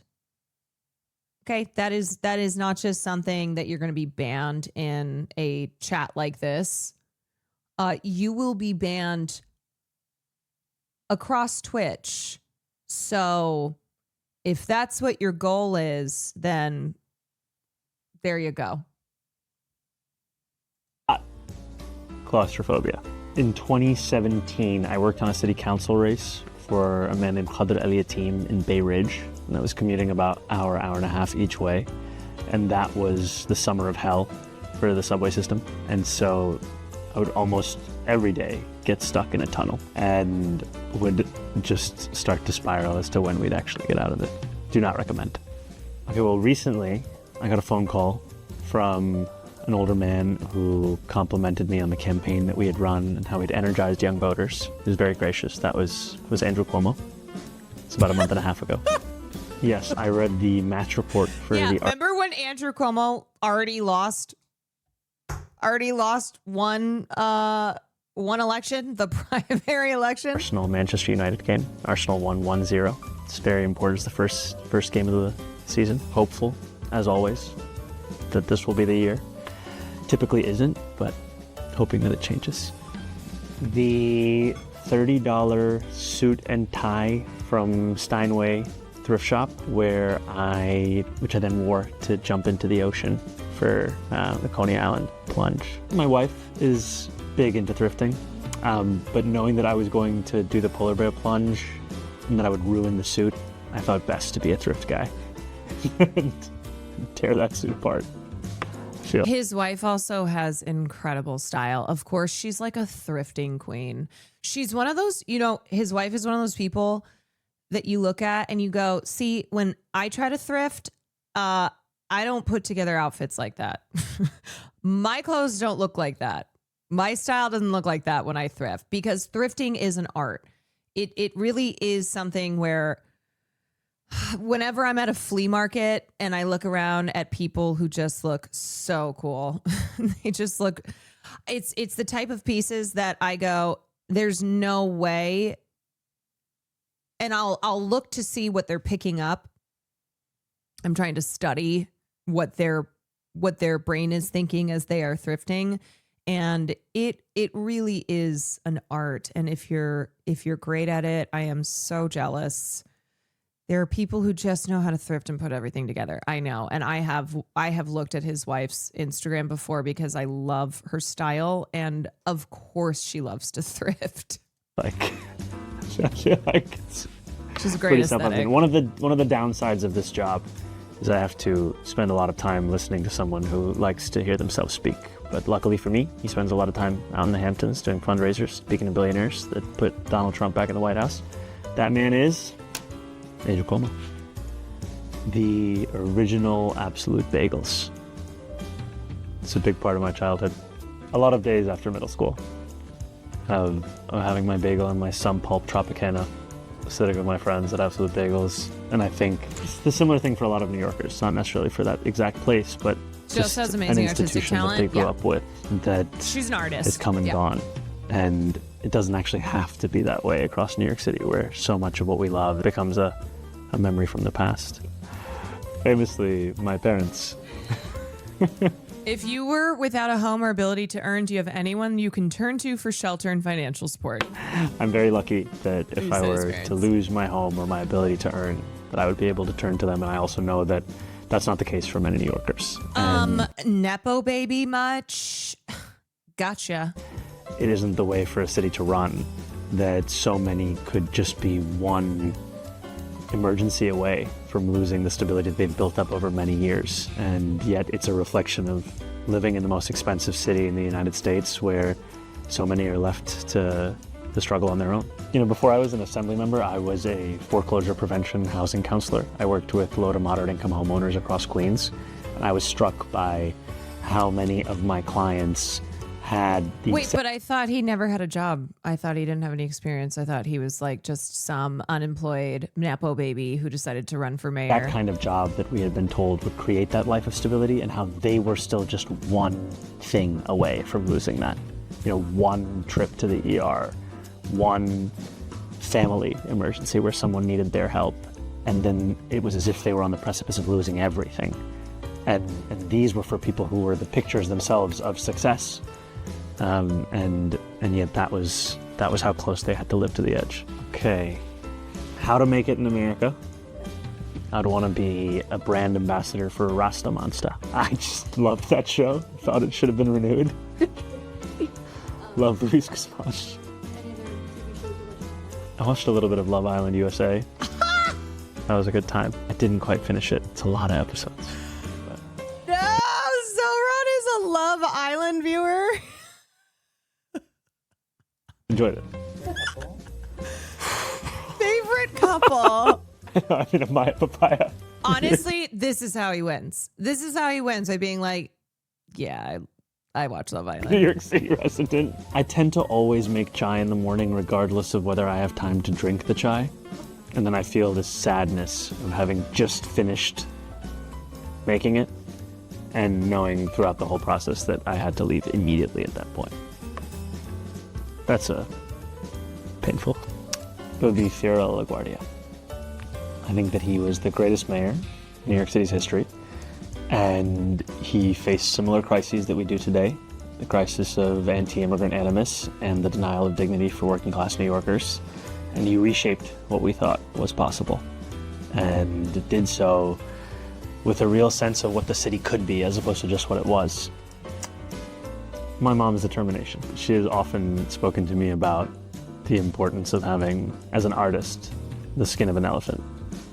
And just to look at how she has shown that over so many years, it's always quite inspiring and also a little jealousy-inducing. So for almost every single day of my life, it's been How many colors has your hair been? the color that it is.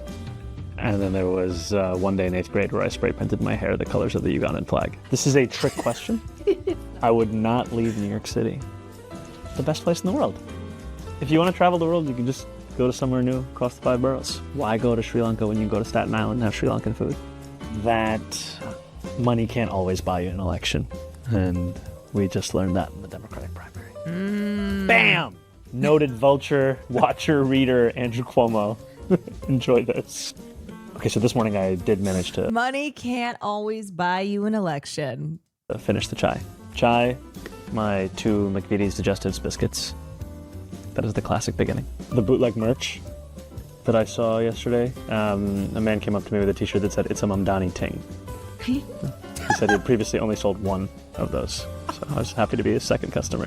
Eric Adams made this video using the Michael Bay Linkin Park meme structure, which is chef's kiss incredible. If you haven't seen it, it's a great video. It's a Mamdani ting. It starts off I with need that POV, shirt. you're the mayor, and then it's looking at him. So that's not POV, but it gets better and better from there. If you haven't seen it, I would say it's a top five video from the campaign so far. I went home that night and I just played what I've done on repeat for a little while. Anyone here a Linkin Park fan? Meteora? Hybrid Theory? Not funny to me. Sid Rosenberg calling me an animal on Fox News. Went away.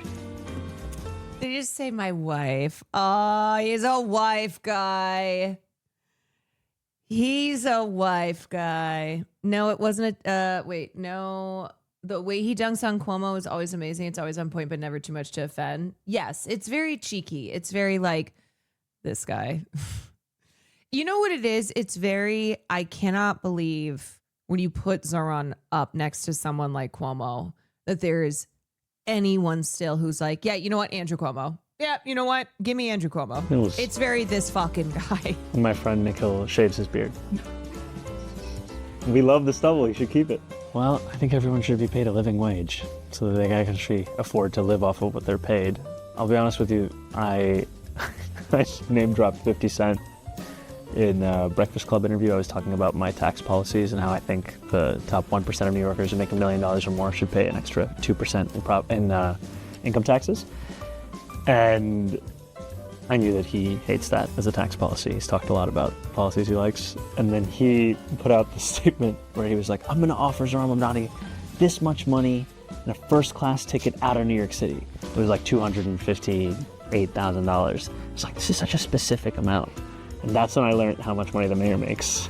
This is a pretty solid amount of money. Premature baldness. I think it'll take me down. I saw some friends last night. They were like, you know what I saw that's horrified me? And I was like, what? And then they just zoomed in on a photo of the back of my head. It's like, thanks, guys.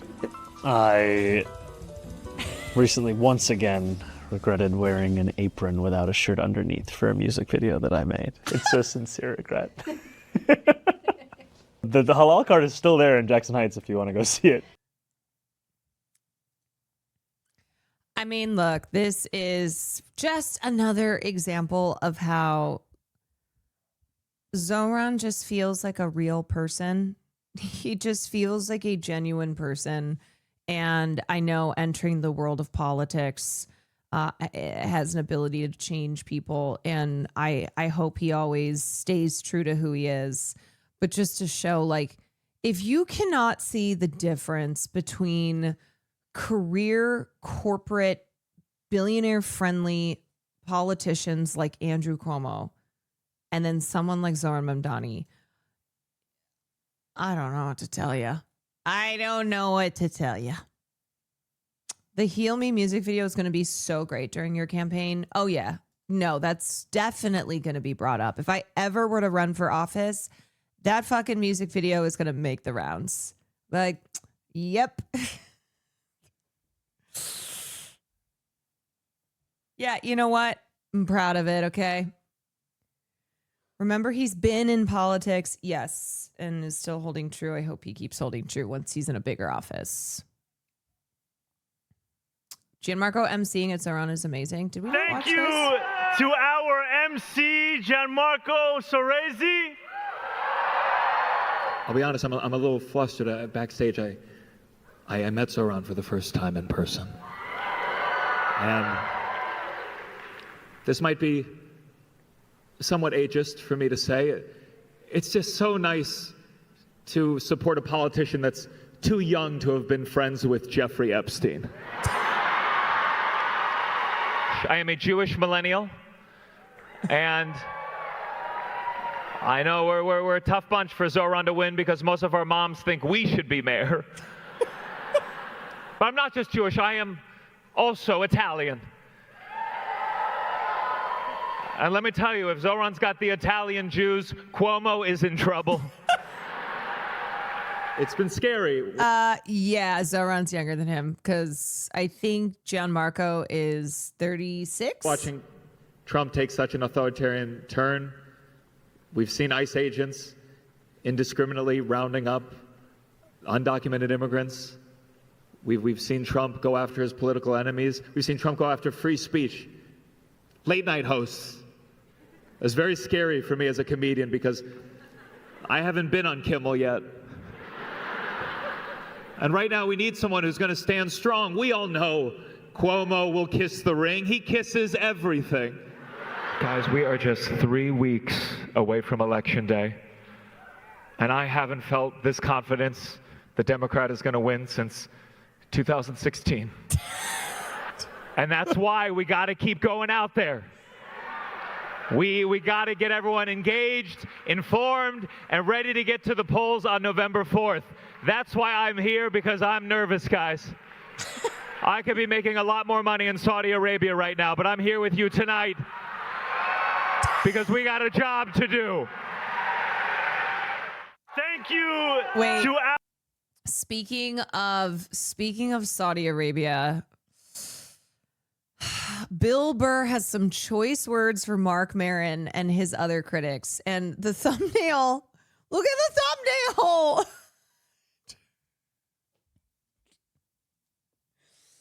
One of the other critics being Gianmarco. Yeah, it's just sad because this is like the third or fourth time that Bill Burr has just okay, he could have done this. He could have just ignored it. Could have ignored it. Could have pretended there was no noise, nothing. Or he could have been like, yeah, oops, sorry. Or maybe he addressed it one time, but multiple times. Capitalism. You can't just be happy with your giant fucking mansion with your initials on the back of your chair and your two fucking elephant tucks, like framing it, you know, on either side. You know, you can't be happy with that. We need to turn more of a profit. More of a fucking profit. Anyway, let's plow ahead here.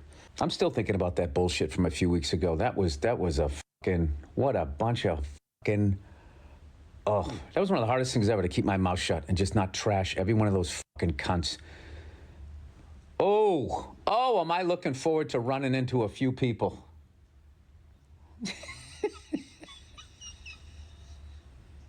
Hey, what's the latest?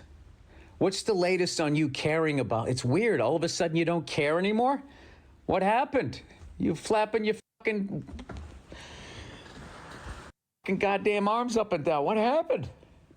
What happened? What's your cause this month to help sell whatever project you're on? Anyway. That's what I'm up to. And other than that, let's talk some fucking sports. Let's talk some bread that I can't eat and circus that I don't go to because of the way they treat the animals. And I have a special coming out. I feel like that was directly about Gianmarco.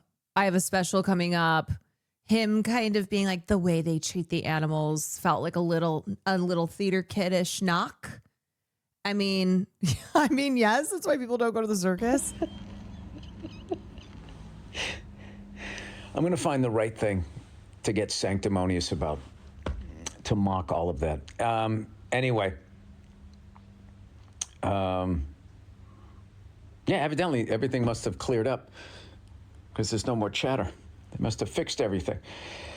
I mean, look, yes, people are also hypocritical, right? I get it. Okay. I get it. Then Mark Maron went and did a podcast with Obama and people were like, what the fuck? Yes, people can be contradictory. People can be hypocritical, but I think you can't just be like, you can't have the upper hand here, Bill, in trying to smear everyone who was who was critical of you participating in this festival. And it's like, you weren't being honest about it. You weren't being honest about it. They offered you a shit ton of money and you took the money. So you can't just point fingers and then come out on top. It's going to be passive and it's going to be aggressive. Anyway. So if you ever get sick... And it's just frustrating because he kind of reverts to like the rich... It's like the angry old man with his fist at the sky, where he's just... This is multiple times now that he's very clearly pissed off that he was called out, not just by members of the public, but by his colleagues, by fellow comedians. And this is the kind of thing that hopefully Bill Burr doesn't pull like a Dave Chappelle or kind of become, the things that Bill's been great at, especially over the last year, not dropping that because he's being called out, he's being held accountable, but happens a lot where someone who has positioned themselves as level-headed and with generally good values then suddenly drops it all. Of Hollywood bullshit. Pivots. And people trying to cancel your stand-up act. No. That you guys were all over the place. You guys were on that. He also keeps being like, okay, whatever, I'm moving on, and then keeps mentioning it again. That bullshit last week. Everybody was on that. That was the funniest thing, too. Trumpers acting like they give a fuck about human rights. All right, that is the podcast. All right, everybody. I look forward to whatever the bots tell you to be upset about next month. And look. All right, that's it. Seriously. Oh God, laughing at your own jokes. The thing is, too, it's so fair. It's so fair that yes, it was ridiculous for people like Jake Tapper to be upset about this and then have like no problem with what Israel's been doing and to support that. Obviously, like that's absurd. But you are reducing down the legitimate criticism from people who are morally consistent, from people who are like, Bill Burr, buddy, what are we doing? He sounds like he knows he fucked up. He does. He sounds like he knows he fucked up, but he's not going to acknowledge.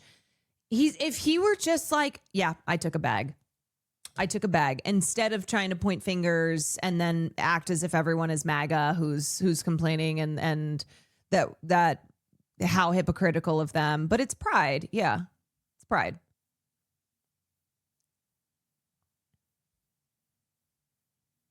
So I understand that definitely there's the double standard and contradictory element with some people who were speaking out against this, but like this is, I'm not going to get into the whole fucking thing again, but it is something that is happening all the time. the state-sponsored sporting and entertainment events in order to whitewash the human rights abuse record that the Saudis maintain, and to fix their image on the global stage. So that's basically it. That's basically it, Bill Burr. Come on, dude. Come on, dude. Okay, I almost clickbaited in my title and put Hannah Einbinder interview. Almost. Oops. Almost. I wanted to put interview with Hannah Einbinder, which would have been very obvious clickbait. But also maybe manifesting. Maybe. As a fan of Hacks, this interview was fucking awesome. I mean, just as a fan of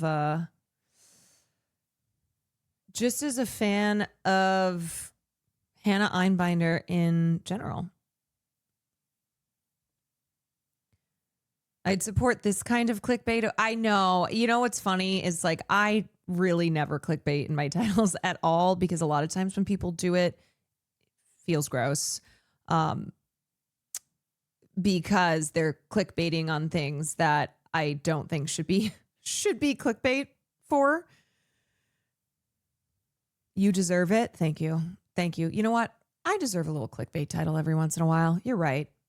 You're right. Okay, so this is Hannah Einbinder talking to Simone Zimmerman, who is the co-founder of If Not Now, also was the person behind the documentary Israelism.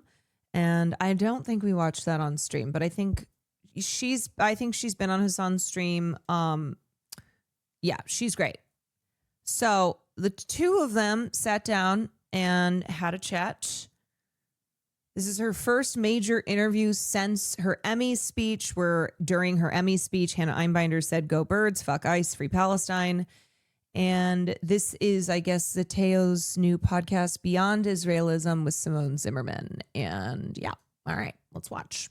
Feelings. You and I are the products of a many decades-long investment in raising a generation of young Jews who saw their Judaism and their Zionism as inextricable. And obviously we're in a moment now where that's completely unraveling. We are publicly breaking the conflation of Jews in Israel. The people who want that conflation to stay really hate that and really hate us for it. It's always scary. For us, it's like personal, it's our community. Who did I just lose forever? I don't think it's forever. We have to believe in the capacity of our people to change. You can have a good Jewish life and say, "Go Birds, fuck." I wonder if she'll bring on Ben Platt. ICE and free Palestine. Let's go. Hello and welcome. This is the Beyond Israelism podcast. Do you remember Israelism?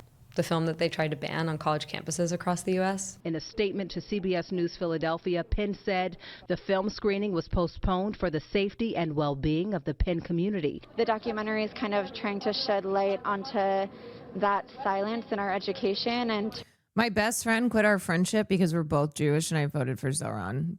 Jesus Christ. I'm sorry. Don't know what to say besides I'm sorry. That sucks. Is Ben Platt also based? He certainly is based compared to the rest of the Platt family, and has broken away as far as his support for Zoran, as far as being now more publicly pro-Palestinian. I mean, his brother has a podcast where he brings on other Zionists to basically talk about how they're victims. Like, he had on Tiffany, oh my God, what's her name? Tiffany Haddish. Tiffany Haddish was someone that came on, and they were just like, poor us. to make us question, what don't we know about this history? What we've been told is the only way that Jews can be safe is if Palestinians are not safe. The more I learned about that, the more I came to see that as a lie. Well, that film was my story. I'm Simone Zimmerman. I'm an American Jewish activist, and I've been part of the growing movement for Palestinian freedom for over a decade. Like millions of American Jews and Americans broadly, I was raised to believe that Israel was a democratic state that was integral to Jewish safety. I didn't abandon those ideas overnight. It was a long process of unlearning, rethinking, and recommitting. Needless to say, these myths have been shattered by the unrestrained cruelty that Israel has inflicted on the Palestinian people over the last 2 years. As people across the world have awoken to the injustice of Israeli apartheid, there have been aggressive campaigns. Also, did you guys see that Azalea Banks? Azalea Banks, who has been just disgusting, has been so disgusting. She went to Tel Aviv. She went and she advertised like, oh, this big trip that she was planning to take in Israel, and went over there and like less than 24 hours later was complaining about Israelis. Like 24 hours of being in Tel Aviv. Palestinians have more Semitic DNA than Ashkenazi Jews, so that means even Palestinians are more Jewish than Ashkenazis. Honestly, the Jews are getting fucking boring. I mean, she's horrible. Let me just say, like this, I am so over her. And this is why you have no friends. Like, what are y'all even talking about? You're fucking white Europeans. Grow the fuck up. I have 2 eyes I can see. I want to leave now. See, now I understand why people support Palestine. Where essentially, I don't really know. She got annoyed. But then it's like, dude, you're so gross because you are a person who previously she's tried to, I mean, she's all over the place, but she's tried to smear Palestinians as anti-Semitic as she's been on her like MAGA pro-Israel grift.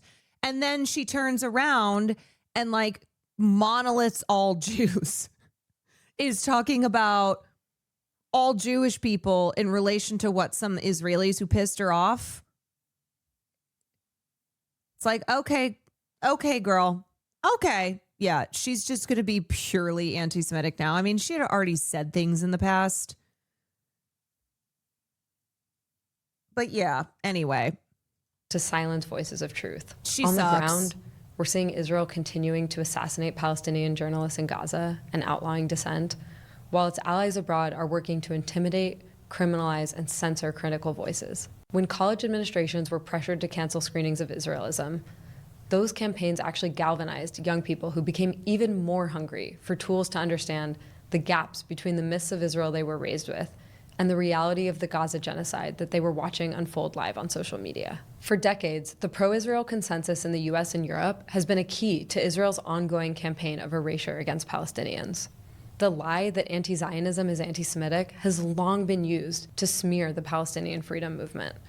But it's becoming harder and harder to sustain that lie as hundreds and thousands of us around the world are speaking out against the genocide. Meanwhile, Jewish organizations like the Anti-Defamation League are pushing a dangerous redefinition of anti-Semitism in American life, claiming that Zionism is little more than the right of Jewish people to self-determination. But for Palestinians, decades of ethnic cleansing from their homeland and the ongoing violation of their right to live in freedom and safety has always been what Zionism has meant. We must be clear that any ideology or system that places a hierarchy on human life, that casts some of us as worthy and others as a danger, is a threat to all of us.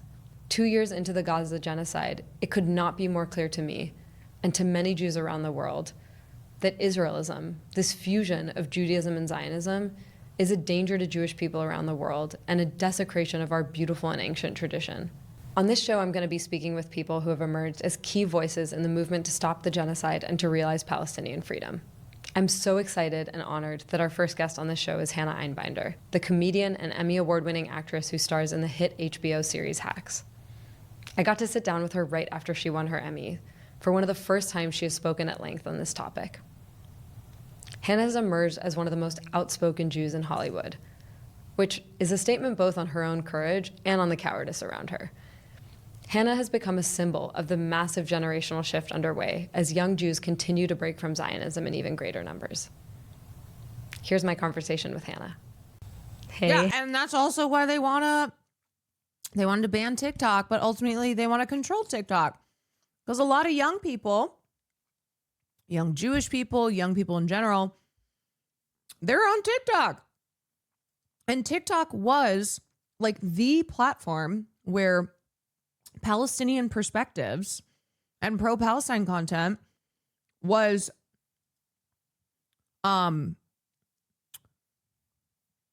that it was more prevalent. There was more of it, and it wasn't getting constantly clapped on, say, Instagram or other platforms like that. And so young people in, say, the United States of America were like watching TikTok videos of Palestinian kids their age with shared similarities over in Gaza and making TikTok videos to show, you know, what their lives are like. My closest Jewish friend refused to go with me to the biggest pro-Palestine demonstration in the country because she was afraid something would happen. Of course, the march went without a hitch. Children and old people were all around, but still no convincing her. It's like a parallel universe.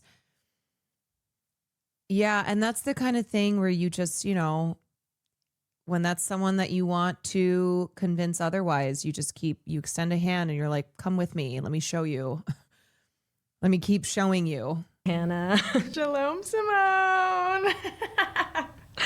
Welcome to Beyond Israelism. Thank you for having me. I'm extremely grateful to you for being here. Oh my God. I want to start off by asking you about your Jewish upbringing in LA. I imagine maybe parts were similar to mine, but I'd love to hear what it was like for you growing up. Yeah, well, Judaism was like positive and really warm and celebratory. Like, I went to Temple Isaiah in LA, super reformed synagogue, gay cantor, lady rabbi. Like, It was like, cool, peace and love, acoustic guitar, puppets, you know what I mean? Like, it was like very reformed, very LA, like kind of, you know, hippie shul, I would say.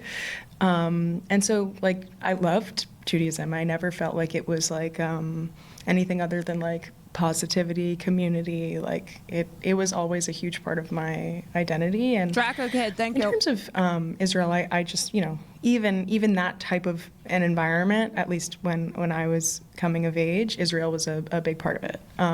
You know, we like many Jews in America and the world, you know, had Holocaust survivors come in when we were, you know, in second grade or something, and, you know, tell us their stories and tell us why Israel was essential to preventing another Holocaust. That's like obviously a huge part of the narrative. It was kind of this like accepted sort of, you know, narrative that we were given, as well as like obviously even non-Jews, right? Like they too get the same misrepresentation of the situation and what has occurred.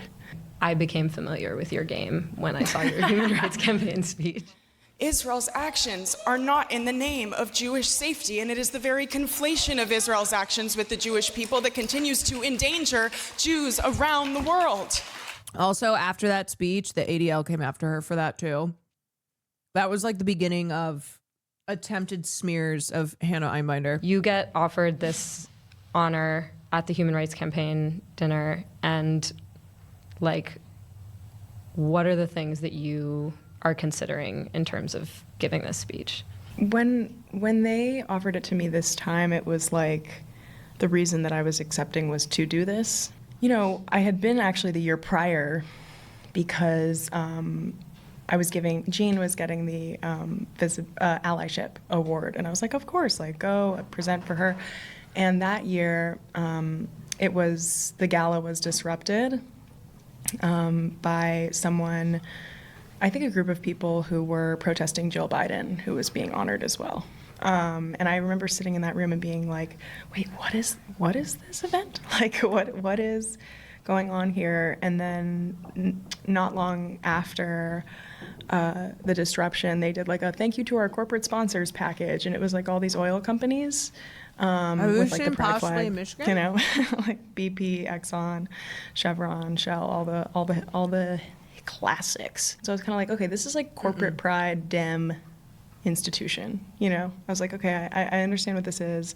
And like, I think just knowing like right after the corporate sponsor package of like, thank you to the oil companies and like rainbow flags that I was going to directly name them, I was kind of like, yeah, I'm like scared. Cool. But badass. Well, you know, feel the fear and do it anyway. That's what they say. I was like trying not to cry the whole time and was like kind of trembling, through it, but I felt like I had my people behind me, you know? How did it feel getting ready to walk up onto that stage? I mean, so they gave me a table and I was able to invite. Someone just tried showing Will and he was like, I'm on an edible I can't watch possibly in Michigan right now. This man and his secret edibles. Friends of mine, and I invited like my best friend from high school and my anti-Zionist Jewish book club members. So I had my allies. Shout out to book club.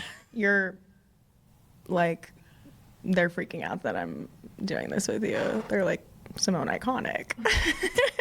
But cool. Love you, book club. Yes. They were there with me, and my friend Poppy, who was like a really incredible friend to me, and like Shout we had a out, lot of book difficult club. conversations like pretty early on, and like my friends who are Palestinian or like who have been a part of the Palestinian liberation movement, who have felt Honestly, chatter, I think one of the best ways to introduce friends like yours to the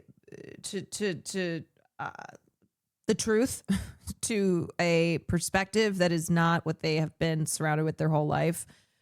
One way is by showing them interviews between two Jewish women like them, where they are both anti-Zionist now, but grew up going to temple, you know, both in their family and in their larger community were very inundated with pro-Israel propaganda. The Israelism documentary that Simone did is great. It's a good start. And of course, I think listening to Palestinians, centering Palestinians is always, always crucial. But a lot of times people won't listen unless, or won't be open to listening unless it's coming from someone who they see themselves in, who they'll relate to on the basis of shared religion, shared culture. So that's why documentaries like Israelism are great. Conversations like this are great to give people the entry in. Bad Haspera podcast is a great resource as well. And then, of course, you have tons of Israeli and Jewish scholars and historians who can lay things out for people. Yeah. Anyway, lots of resources out there. So stifled. Their voices should be front and center. I think like feeling like I could give them any ounce of like, I don't know, just at least like understanding, visibility, like just affirming reality, not their reality, but reality. Like that was the point of pride. Like that's, more valuable than honestly anything. Yeah. My hope was to do what so many people have done for me, which is like to try to be a bridge and to speak in a way that would help, just reach into the hearts of our community members, with like love and understanding. I just want to uplift. Interesting, because we've been having these bridge conversations and the role of allies and those who are in the group. And I think with Israel and Palestine, it's not about prioritizing anti-Zionist Jewish voices over Palestinians, but I think it's recognizing that for far too long, Palestinians have carried the weight of trying to get people to empathize with them and to see their humanity, and also to understand the truth and separate it from all of the lies, all of the harmful propaganda. And that is something that people like Simone and Hannah and other anti-Zionist Jews, their role in their communities, in their families, where there are probably people around them who are Jewish and still Zionist, they are having these conversations. They are going, look, I grew up the same as you. I get it. I also had this experience. And yet I have been able to open myself up past what we have been fed our entire lives. And I want to help you to do that as well. You must do that. Shift all the different things you talked about in that speech. Like, you start by talking about the issue of climate change, and you name, as you just did, like the corporations that are responsible for destroying our planet. You talk about queer histories of resistance and what does it mean to be a queer person speaking out for other communities.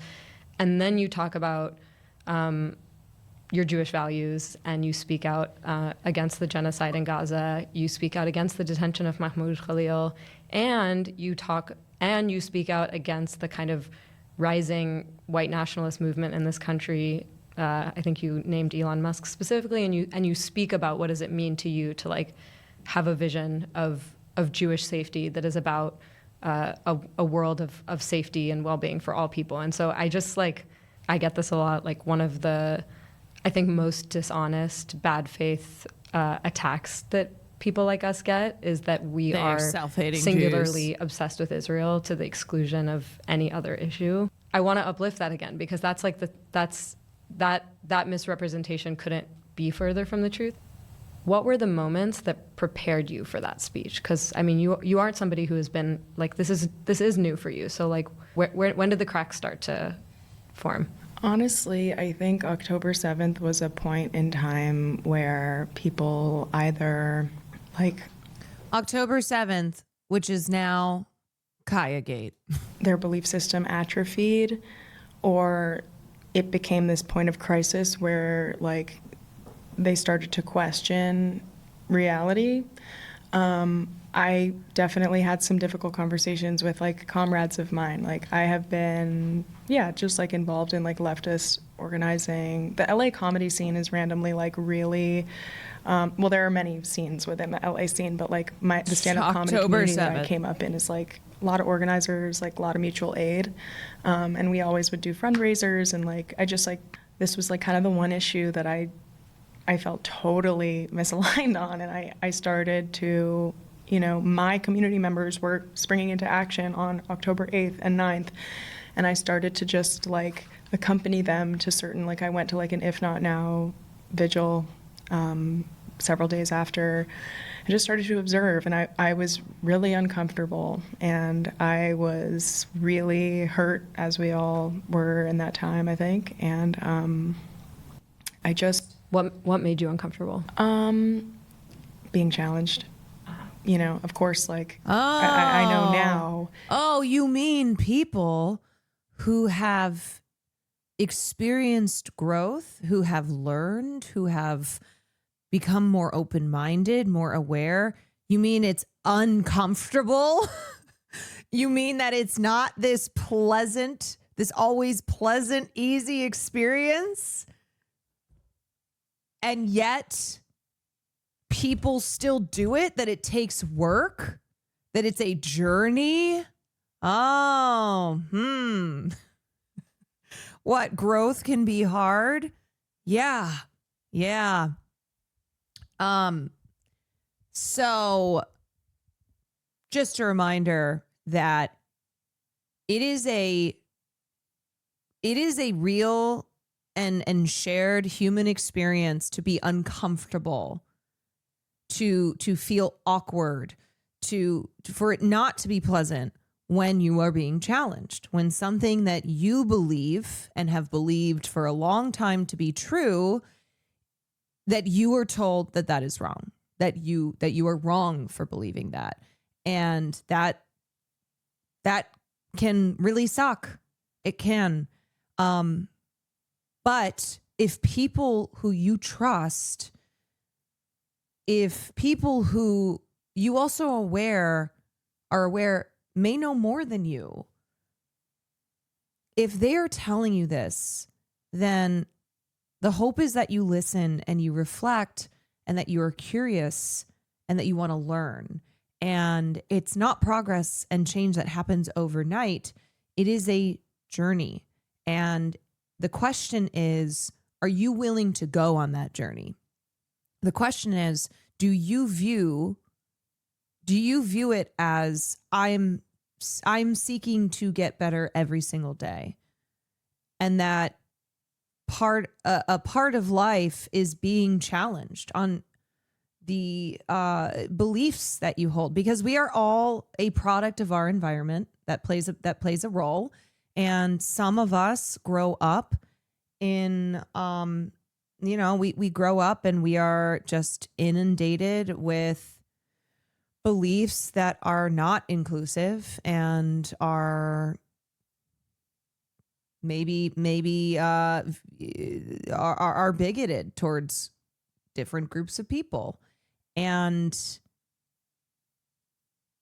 in deciding that you want to keep growing and getting better and becoming a person who does not harbor bigotry, then that's the decision that you have to make. And knowing that you're not going to be perfect, and it's the journey is not going to be easy.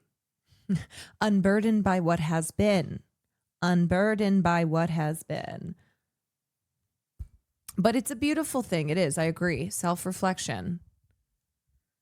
Get comfortable being uncomfortable. Absolutely. And know that that's something that everyone feels.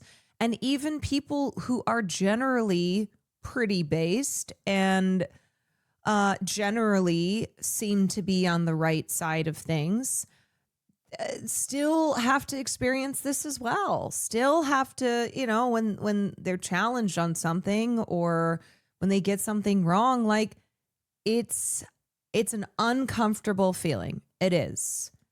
But the measure of who you are as a person is, what do you do? Do you meet that moment? What do you do when that challenge has been presented?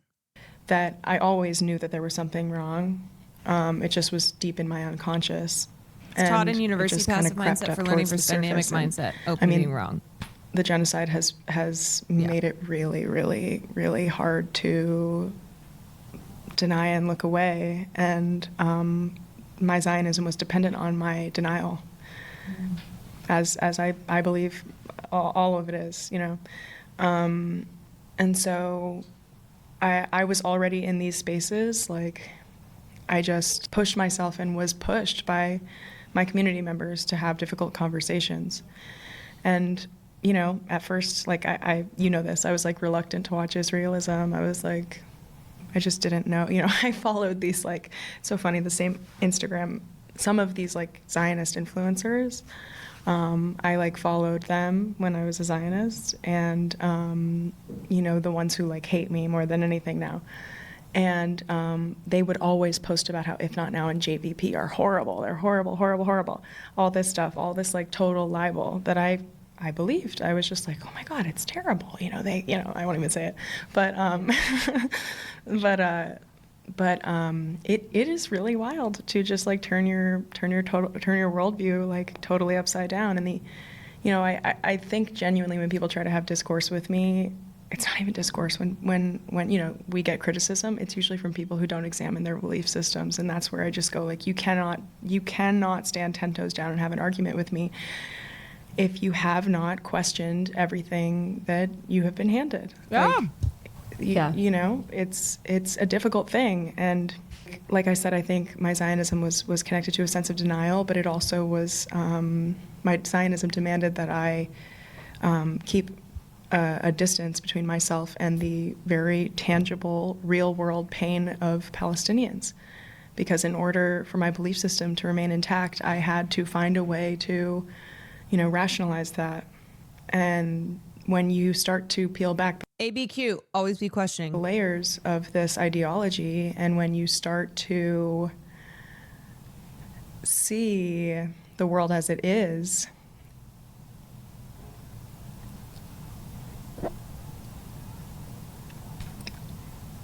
all of the pain that you denied. It comes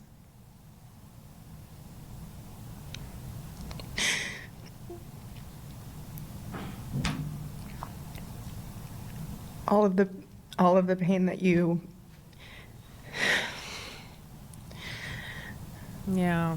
rationalize and push down and deny comes up, and you cannot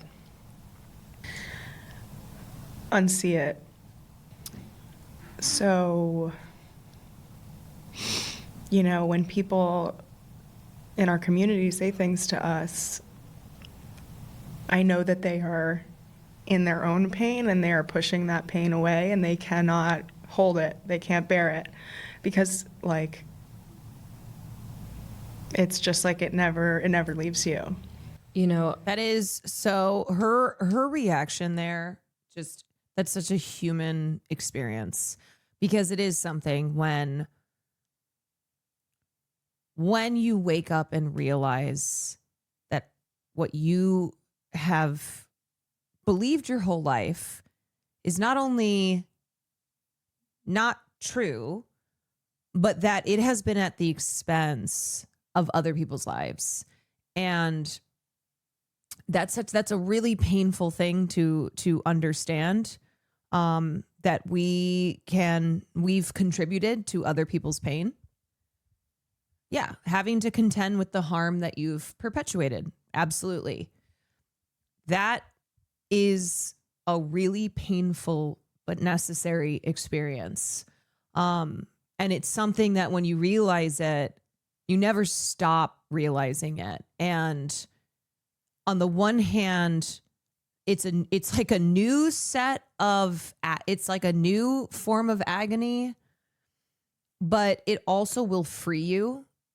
Like, truly, knowledge is power, and the truth will set you free. And there is there really is a power in that understanding, even though it is a painful experience. And it is something that you will experience guilt, you will feel stupid, you will feel then frustrated that other people can't see, other people are refusing to wake up in the way that you did. It's a powerful feeling. Yeah. I was raised Catholic and grew up with the idea that Israel is awesome and great for the world. When I got to college and learned that was not the case, I felt like shit for some time knowing what I once supported. And seriously, I think that's something that all of us can probably point to something that we believed for whatever reason. And when we realized that we had been led astray, that perhaps we had perpetuated someone else's pain, like empathy is feeling that guilt and feeling awful that you were a part of it, which is why too, I think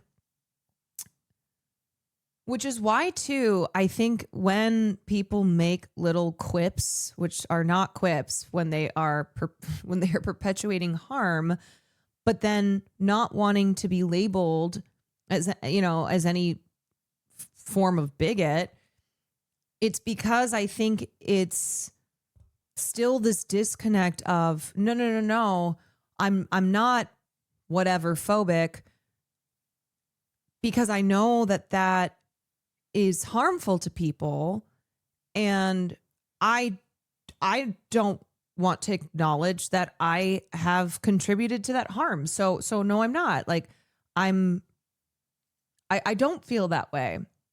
But you can still be contributing even when you have some awareness of like how bigotry continuously affects those who it's targeted at.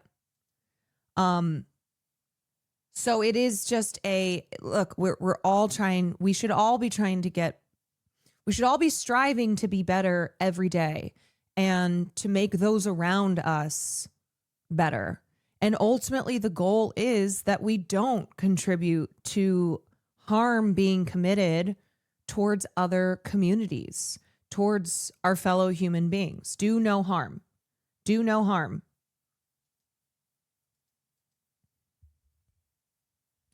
The pain felt from realizing these things about ourselves can become the motivation to make incredible changes in ourselves. It's worth confronting. Yes, it's worth confronting, because knowing that you are taking steps forward every day to ensure that you do not make someone's life harder, that you do not cause, that you are not a cause of their pain. Like, that is a beautiful thing.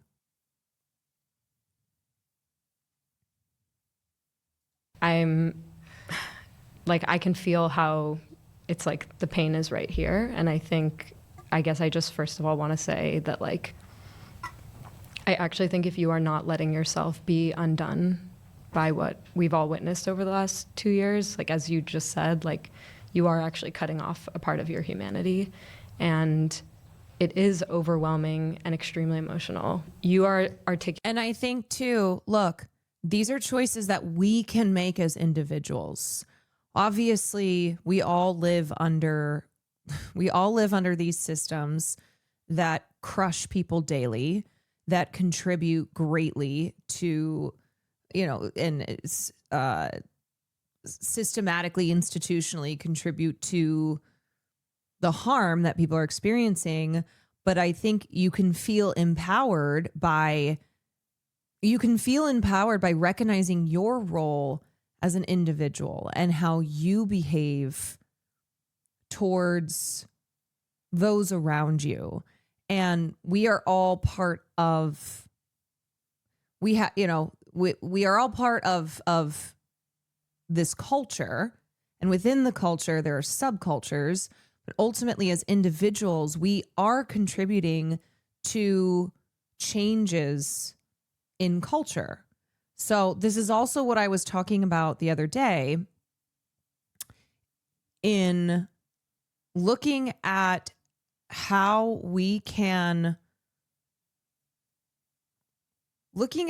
as individuals, we can collectively change our culture for the better and be pushing towards a more progressive, more inclusive mainstream culture, right? Whatever, the dominant culture being one that, especially if you are a member of an in-group, if you are safe within dominant culture, that your job is to make sure that culture is changing towards the better.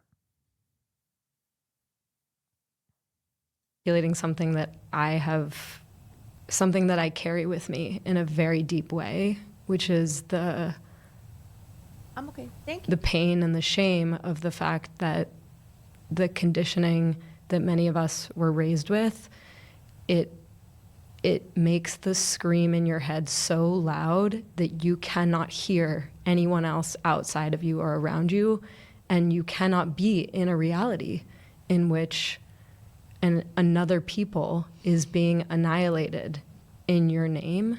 And we're having this conversation right now, like around the time of the high holidays, and this time where Jews have to, look inward and ask ourselves where we have wronged other people. And I think for me, like,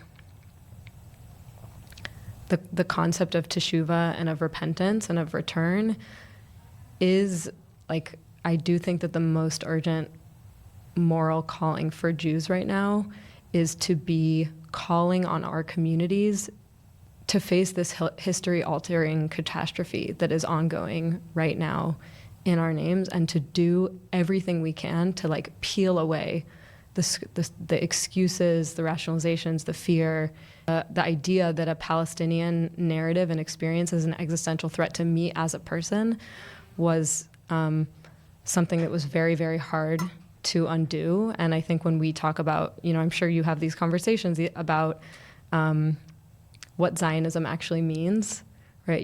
We have Jonathan Greenblatt of the Anti-Defamation League on the New York Times talking about how all Zionism is the right of Jews to self-determination, and anybody who's against Zionism is against Jewish safety. And I mean, what we're talking about is the reality of Zionism. This is what Edward Said wrote about. This is what Palestinians have been writing about for decades. Zionism is not your feelings. Zionism is not just this idea of how you want to be in the world as a person. It's an ideology that has a state backing it that is actively dispossessing people from their land and actively killing them. Your emotion is fitting for what this moment calls upon us to reckon with and to face. It's a betrayal on so many levels. Like, it is a betrayal of our collective humanity. It is a betrayal of the central tenet of Judaism, pikuach nefesh. Like, it is literally the most grave betrayal of our history. What are we talking about? This fantasy, this construction. That is nice for the narrative. That is not reality. It is a settler colonialist ideology to create a Jewish majority in the land of Palestine. And apartheid is the vehicle for that majority. And look, yes, a lot of Jewish people, especially older Jewish people, are Zionist because of how they were raised, because of, from the moment they were born, both in their schooling, in the wider community. This is what these girls are talking about. Now, this also just is similar to kind of the overall political split when you look at young people versus older people, and how it's a lot of the anti-Zionist Jews in this country are younger Jews, are ones who don't have decades of propaganda that they have to disentangle themselves from. It's also true that most Zionists are Christian because of the overwhelming Christian nationalism, the power of Christian nationalism in this country, and the belief in Zionism as it pertains to extremist Christian religious ideology, where once all the Jews return to the homeland and then Christ returns. And so just to be clear, the reasons that a lot of young anti-Zionist Jews are having these conversations is because they're the ones who are speaking to their communities, to their families, to the people that they attend temple with, etc. And it's because that is what they view as their responsibility of this genocide being committed in their name, and wanting that to not be the truth, and saying no, I do not stand for this, and wanting the other Jewish family and community members in their life to recognize what is being done in their name. So truly, I do believe that I do believe that anti-Zionist Jews are the ones who are best positioned to be speaking to Jewish communities. Even though it's not really related, Hannah makes me proud to be gay. I do think the extremely gross chicken to KFC hospital does force queer Jews to confront some of the grosser aspects of liberal Zionism that some others can ignore for longer in some cases. Yeah. If you were gay in Gaza, they'd throw you off a roof. A lot of them also genuinely think today's Israel is the same territory as described in the Bible. Once I explained it to my Christian mother, she totally flipped her Zionist views. Aside, I have trouble with the term liberal Zionism because I think it absolves the identifier of reckoning with the necessary elements for the ideology to thrive. Like, liberal Zionists will say, oh yes, we of course. But younger Jews will not become anti-Zionists. Yes, they are. They will be liberal at best. You're listening to two prominent anti-Zionist Jewish women, who one of whom, Hannah, just said that she rejects the term liberal Zionism because it whitewashes the Zionism aspect. So you need to chill. You need to chill on what you're saying here, because yes, it is true that there are plenty of Jewish people who still support the state of Israel, and they tend to skew older, as in this country, older people also are skewing Republican, right? But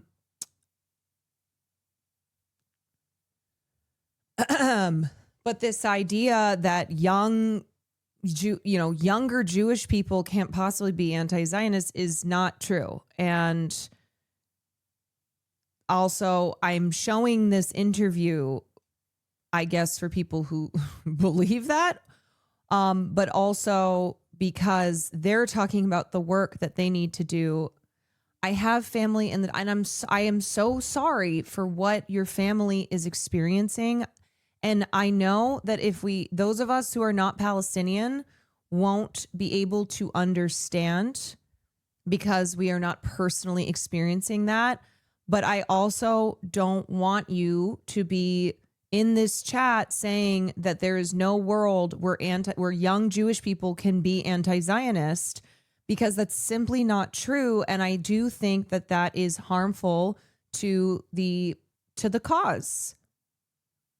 And I don't think that means prioritizing anti-Zionist Jewish voices over Palestinian ones. Thank you. Then I'm out. Okay. Well, best of luck to you. That's unfortunate. It's unfortunate. And nobody is saying that there are not Jewish Zionists. Of course, there are. Yes. And we're also talking about the difference between Israeli society and then here in the United States.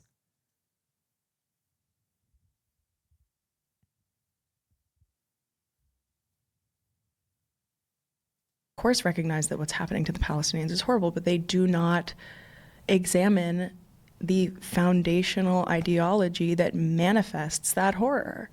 That is, I understand, difficult to hear. I understand. I remember when that was hard. I also reject the idea that anyone who has, and in particular Jewish people, because of the forced connection to the state of Israel, that those who grow up being surrounded by one side of the story, being flushed with propaganda to support the state, that there's no chance for them to remove themselves from that. Because then I think if you apply that to other issues outside of Israel and Palestine, then we go, okay, so what's the point then? What's the point of trying to believe that anyone can extract themselves from the, from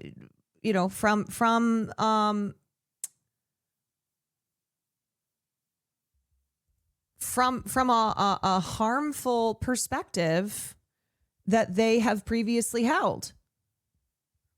There's also, yes, albeit small.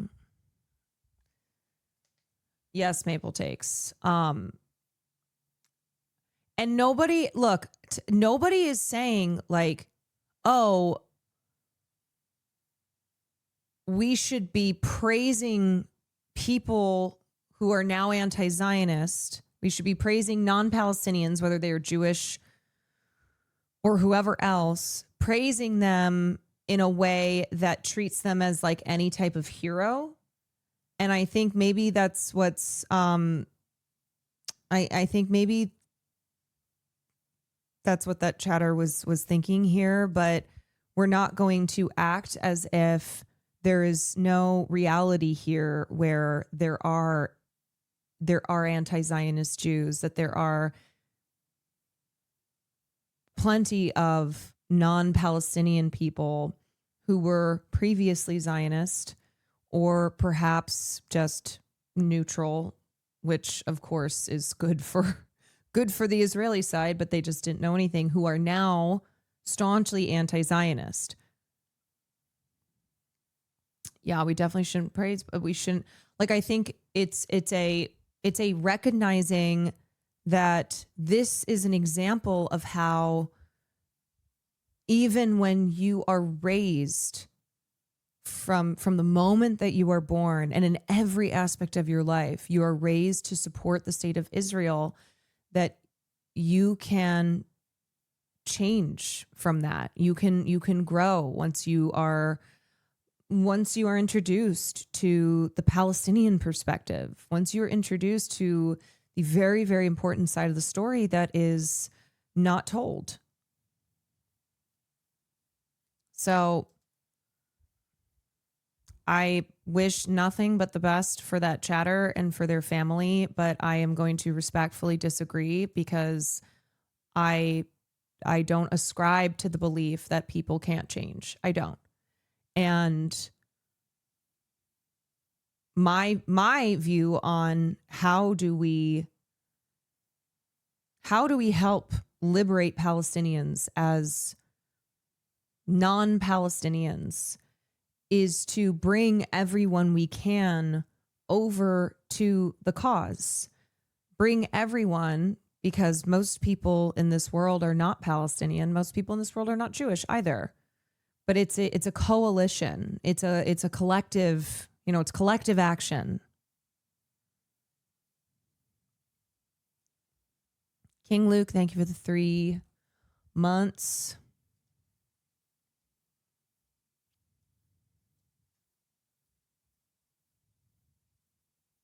For me to hear. I don't know where where our new institutions are. Like, I want to be able to go to a synagogue that I feel aligned with, and there's like one in LA that's like almost there, maybe has like some individual rabbis that I think are aligned, that I've been at like direct actions with. And I'm like, cool, great. But like, where is the institution? Like, we are in dire need of like a sweeping new Jewish left, anti-Zionist Jewish organization. I mean, like a religious space for us. Yeah, well, shout out to Ariel Angel at Jewish Currents, who wrote a really powerful essay about this. And I think that we're kind of in some ways, you and I are the products of a many decades long investment in raising a generation of young Jews who saw their Judaism and their Zionism as inextricable, and took many of us to Israel in part to solidify our commitment to Judaism. And obviously we're in a moment now where that's completely unraveling. It's great to be a fellow traveler with you in that project of King Luke, thank you for 3 months. Trodehound, thank you for 3 months. Of bringing people out of Zionism, and also like inviting them to see that it is dangerous to us as Jewish people to be linking our identity and our sense of safety to a state that is committing a genocide. This is the greatest hypocrisy. And look, also, it's Palestinians should not have to be alone in reaffirming their humanity to non-Palestinians so that they will recognize the pain and the suffering that the Palestinian people have gone through for so long. And for a long time, Palestinians have been alone, and their cries have fallen on deaf ears. And so I do believe that as allies, it is on us to be talking to other people, to be trying to do that work. And that's why it's important that we're on our P's and Q's, and that we are the best advocates that we can be, because that's something that, I feel this way also for when I speak to people in my life about trans issues, where I'm not going to expect, nor do I think trans people should have to put themselves constantly over and over again in that position. And to be an ally is to, one, always be listening and learning from the people who are being directly harmed, that we are advocating for, that we are, have allied with. And yes, I mean, this goes for any marginalized group. Yes, marginalized groups. So, we listen, we learn, and we take on that role of speaking to others who are not being harmed by rhetoric, by legislation. And that's the job that we do.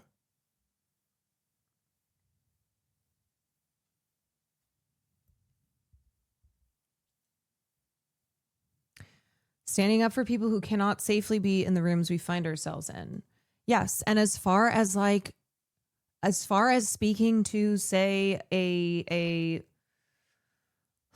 speaking in front of a Jewish group, somebody like Hannah or Simone, a person who is from that community, is a person who has grown up in this same manner, and who ultimately there's going to be a level of trust too, and a just more of a willingness for other Jewish people to listen to Jewish people who are advocating for Palestine. And at the same time, it's on allies, whether Jewish anti-Zionists, non-Jewish anti-Zionists, to always be centering Palestinians. One of the great hypocrisies, right, of these Zionist leaders who say, you cannot create a distinction between Jews and Israel. You cannot. They are linked. It is the Jewish homeland. You cannot create this distinction. Yeah, and you don't think that that's creating anti-Semitism. And then a genocide is committed, and people start to be angry with and blame Jews, all Jews, which is wrong. And they go, you cannot blame Jews for the actions of Israel. Well, you just said that they were linked, so which is it? Yes, it almost seems like it's necessary to put Jews in harm's way for the project to thrive. I mean, it's horrible. And they accuse us of abandoning our people. Yeah, I mean, I do think that, I think the Israeli government and I think a lot of its allies around the world want Jews to be unsafe in order to advance, that they want Jews to be terrified, to be isolated, to be paranoid, to not. It's like when Biden says Israel is the only place where Jews can be safe. It's like, there are millions of Jewish people in the United States of America. So what are you saying? That Jewish people aren't safe in the United States of America, the country that you're president of? Be in reality, so that they will continue supporting the government of Israel. And I mean, we've seen Israeli right-wing extremist soccer fans committing Islamophobic hate crimes in Amsterdam, and then they spin it as, an anti-Semitic rampage against Israelis in Amsterdam, or whether it was the genuinely horrific shootings that we saw happen in DC and in horrible. And I mean, I think the thing that is really painful to talk about, and you're right, it's people. I like the thing that you said about people whose ideologies have atrophied during this time, but I think I've seen the people who are retreating and clinging to that ideology. It's very, very hard to look at the idea that you are supporting something that is also making you less safe. I mean, the idea that, I mean, someone said this to me right after October 2023, and I've thought about it a lot, that I think the JVP protests, these mass mobilizations of anti-Zionist Jews, even Israelism. I've heard this from a lot of people about the film, that the way, the visibility of anti-Zionist Jews in this moment is actually doing more to fight anti-Semitism than anything else, because we are publicly breaking the conflation of Jews in Israel. And, well, the people who want that conflation to stay really hate that and really hate us for it. For us, it's like personal, it's our community. Like, I'm like, who did I just like lose forever? Like, I can't place that above like the how dire the moment is, and like frankly how impactful like our voices can be. Like it really should be, you know, Palestinians who are given the same platform that we are, but due to the power dynamic, you know, like that is really not the case, unfortunately, and it's like very hard to feel so visible when I know so many people who should be more visible than me and who should. And the thing is too, if those who have more power, they belong to, you know, the dominant culture, you know, they can move safely through the mainstream. If they don't do their part to make it possible for those who have been on the fringes, who have been invisible, who face tons and tons of obstacles in order to be seen and to be heard, then that's never going to happen. And so it's recognizing when you have a privilege, and you should be using that so that there is more equal representation, so that those who have been unable to break through and they don't have a platform, or no platform is given to them, and their perspective is not shared, is not part of the mainstream culture, then it's only going to continue. That's only going to continue like that.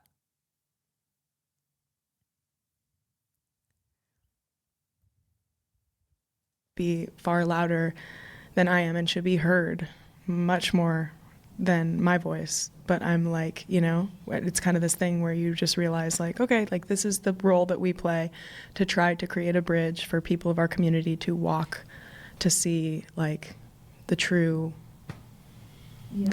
you know? Yeah, and I will say, like, speaking of that bridge, I want to say, well, I want to ask you who you feel like you've lost, but I feel like I just want to say that I don't think it's forever. Like, I think that's the point, which is that someone might be really angry with you right now, and they might come around, and you might not realize that they're like actually sitting with things that they've heard you say. Yeah, I've literally had this happen, and I've shared a story about a friend who came up. I had no idea, I hadn't seen him forever. And he came up and admitted to me, he's like, I have been angry with you because I saw the things you're posting and heard the things you were saying after October 7th, and I just refused. And this was something where I had never had a conversation with him. I had no idea. I did not know. And then that was something that on his own, he started to realize that he was wrong, and there was a lot that he needed to learn and that he still needs to learn.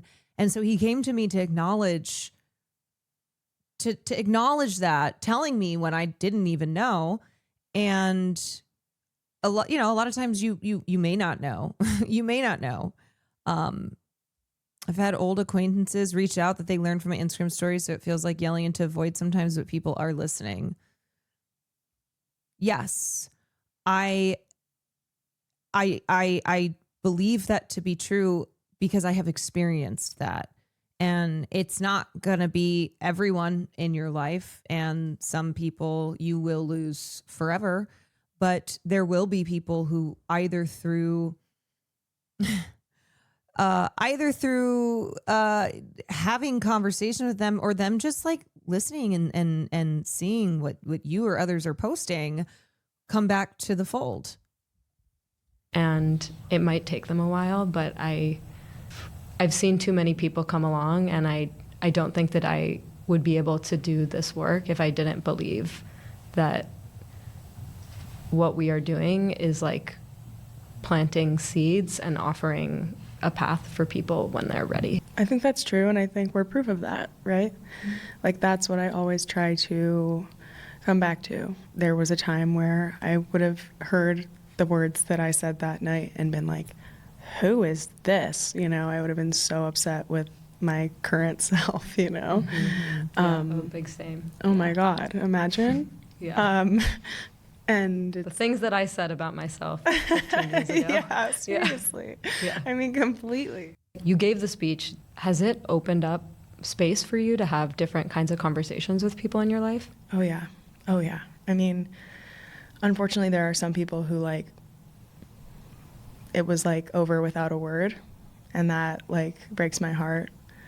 But I have, you know, wrestled and argued, the thing we do best, like with people, and to varying degrees of success. Like I've been able to get through to some family members. Some are no longer, you know, speaking to me. Some are open. Maybe, like you said, like down the line, others will come back. But yeah, like just like across our community, I've been able to have discourse. I was somewhere recently with someone who was, you know, so unlike me in a lot of ways fundamentally, and you would assume on paper that she and I would not have been able to talk. And at the beginning of our conversation, she said some wild shit. I won't even repeat it. And by the end of the conversation, she was asking me for a reading list, and like I sat with her, you know what I mean? And we did it. And I, you know, I feel like that is the work, like IRL communication. Like, yes, and people will be defensive. They don't like being challenged. Humans don't like being challenged. We get defensive. And it is on us, I do believe, when we're in this ally position, to have patience, to keep reaching that hand and trying our best to inform and to educate. And sometimes it doesn't work. Sometimes it doesn't. And then you make the decision what to do with that person in your life. But sometimes it does. And it might not be overnight, but it might be a gradual thing. If anybody understands that, it's loud leftists. I mean, it's the concept of like being right early, where you can't just go, well, I'm right. See ya. Sorry. Give me a gold star for being right early. Being right early means you basically turn around and you see everybody else who's not where you are, and you go, come with me. Come. I promise you it's better this way. You're Caroline in the wind tunnel. Yes, in the wind tunnel. I went through first, I turned around, and I brought them through. Empathetic, understanding, communication. Like that is, you know. What did you tell her to read? I gave her, well, in order, I gave her Being Jewish After the Destruction of Gaza. And then I gave her, you know, I gave her Tablets Shattered because I thought that, I know that like the end of Tablets Shattered goes kind of like, he like ends up Joshua Leifer, like he's like, and then I moved to Israel. And it's like, okay, well, hang on one second. But like, I do still think that the beginning of the book has like some great history. And then I gave her 10 myths about Israel. And then I gave her The Question of Palestine. And then One Day, Everyone Will Have Always Been Against This. And then Perfect Victims by Mohammed El-Kurd. That is a banger reading list. You know what I mean? I feel like that is like the, just for people who are, And then I did a film list, which was Where the Olive Trees Weep, and Israelism, and No Other Land. Nice. So I figured like just a little mix there. Have you heard back about how it's going from No. her? But you know, it's a lot of reading. No, totally. I gave her my email. We had met like we didn't have like a relationship really, but I gave her my email, so we'll see. Cool. Fingers crossed.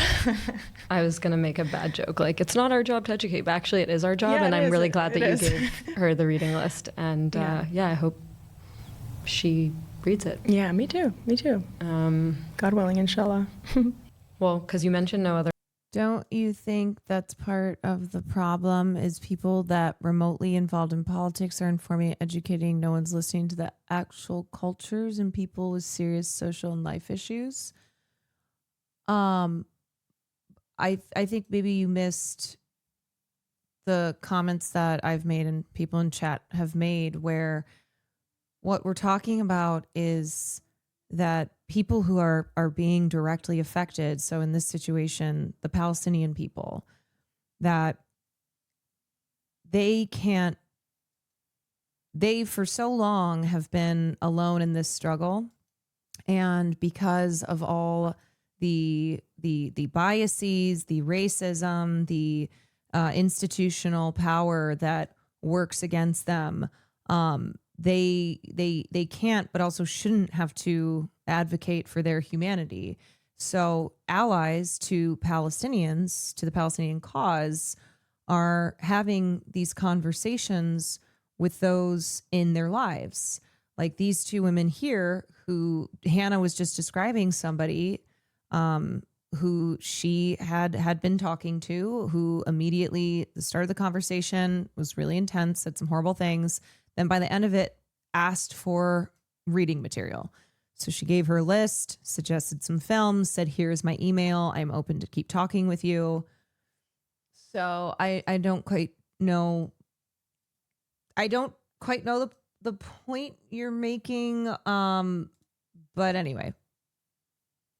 Land. It does matter that in Hollywood and in our cultural sphere that there has been such a sea change on this issue.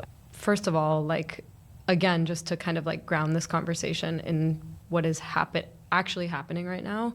No Other Land is a film about the communities of Masafer Yatta, which are under an active campaign of ethnic cleansing by the Israeli state. And it seems like every week right now we're getting new reports about, settler violence backed by the military that is coming in, and they are also killing people.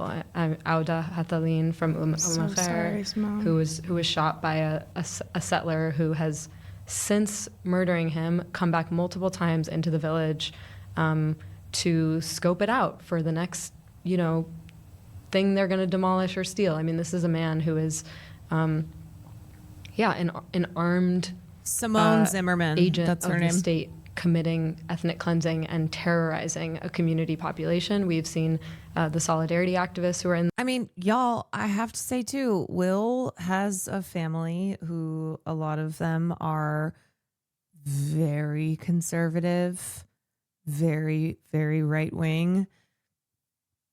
And he, for years, has not given up on especially talking to younger family members, and recently has had some breakthroughs, which is great. And oh shit, my OBS just went down. Hold on a second. Oh, okay. Oh, we're back. Oh, all right. And anyway, that's just a personal experience in his own life, but it is something where yes, you can lead a horse to water, it still has to drink. And yes, it is a position that it's a position that's easier to be in when you are not marginalized and you are not having to speak to people who are oppressing you, who are contributing to the harm that you experience day to day. But if we as individuals don't do this with people in our communities, and if we don't try and do what we can to contribute towards a better, more inclusive society, then I don't think that those changes happen. Those communities getting attacked, men from the communities have Right. been. And if allies don't put in the work, then why are they called allies? Exactly. You can't call yourself an ally, I don't think, if you don't put in the work. If you care, then you are trying to get other people to care. abducted and disappeared into Israel's network of torture prisons. I mean, this is what is happening right now. And again, when we talk about the reality of Zionism, this is that reality. Yeah. All of this is being done in the name of creating a state with rights and privileges exclusively for Jews, with Palestinians on as little land as possible, as few as Palestinians on that land as possible. And now to come back to the place in which we're having this conversation, I mean, it was truly incredibly moving to see Basaladra from Basaladra, who's the main character in the film, and Yuval and their whole team, to see them stand on the stage at the Oscars and accept that award. And you know, I recognized some faces in the crowd. Like I knew just a little bit about what it meant for that film to be honored in that space. Do you feel like a community of supportive colleagues around you right now? I do. Some are in private and some are in public. And I do what I can to create less private allies and try to help people to like do what I think is pretty simple, which is to say that genocide is bad. Feels like totally chill vibes to say that. Like, you can say that, and that's like pretty much normal in my opinion. Like, no offense, but that's how I feel. I am trying to like just give people. Hannah, I follow her on Instagram. There have been some times that she has popped off on an Instagram story, especially when everything was happening with ICE. And then, of course, the ongoing with Palestine. And she, in an Instagram story, was like, where are my peers? Why the fuck why aren't you guys saying anything? This is not hard to condemn. This is not hard to be on the right side of. Where are you? I post, and she's like, I post so many resources. I post so many links for y'all. Hello? Hello. The help that I received, you know? I love that. Yeah, you got to pay it forward, you know, and also like make up for lost time as best you can, you know, every day. But yeah, like I have a really great. I remember when she posted about ICE and said, post this or I'm unfollowing you. And that led to people posting those things like Gracie Abrams. She's like, post community this of or it's artists over. Who are aligned with me. And that's who I work with. You know, I haven't worked with people who are not aligned. I haven't on any level, you know? Like, look, here's the reality. Like, people ask me a lot, like, aren't you scared of your career? I know that there are some people who are not going to work with me because of my beliefs and because I'm not a Zionist. That is true. There are a lot of people who don't feel that way, and those are the people I want to work with.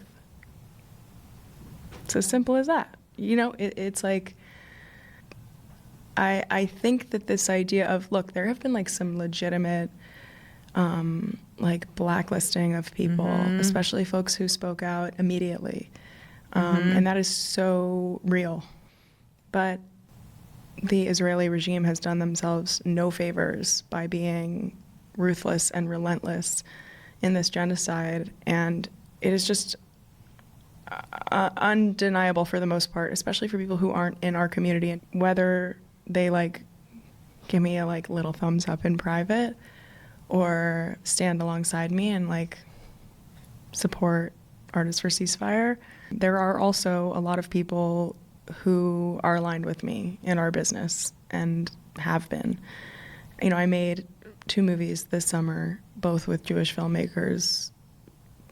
Both are aligned with me. So, like, you know, I do think it's a little bit dangerous to be like Zionist Hollywood, because that gets into like actual anti-Semitism, right? To be like Jews control. It's like, it's almost like this idea of like Jews control Hollywood if you say like you can't talk about, you know, not being a Zionist, because to me it negates the fact that like there are a lot of people in Hollywood, and yes, there are a ton of our community members, like Jews founded Hollywood because we were blacklisted from Broadway. Like, yeah, we are out here, like, for sure. But I do think that, you know, there are a growing number of aligned people who aren't going to be intimidated by like any of that stuff because it's just too dire, you know? It's also a power thing, you know? It's that power in this country is aligned with Israel as it is aligned with currently a right-wing administration. So in Hollywood, a lot of like major talent and a lot of like below the line type of workers are pro-Palestinian, are not down with the Israeli regime. But then there are studio executives, casting directors, people in positions of power outside of like major talent who are pro-Israel. And I think what she's saying too is just not wanting to like just to push away from the like Jews control Hollywood, Jews control, you know, anti-Semitism type shit, in recognizing where Zionist support still lies in the industry. And as we've seen more and more industry folk, mainly top line talent, because that's who gets media attention, are aligning themselves with Palestinian liberation. It's a class issue in a way. Yeah, I mean, there are tons of wealthy people in this country who are aligned with Israel due to the class positioning. And you've also become this amazing like ambassador in a lot of ways for this organization, Pal Humanity. I just would love to ask you about like how that happened and what that's been like, because it seems really special. Well, yeah, I'm stoked to talk about them. My friends, Noor and Nagam, they're doctors in the north of Gaza. So they are like a pretty comprehensive mutual aid organization. Like they basically meet the community's needs, whether it's water desalination stations. They did like a pop-up school in the refugee camp for the kids. They're also doctors, right? So any like medical needs, but they also especially help pregnant women and try to aid with the malnutrition for babies in the NICU right now. So a lot of their work is with women, but it's like really, like I said, comprehensive. And are they in Gaza City? Yeah. Okay. So Gaza City is like that. They have actively begun the ethnic cleansing and destruction campaign inside the city right now. Yes. And so a plan to build what will effectively be concentration camps in Utah for the homeless is moving forward.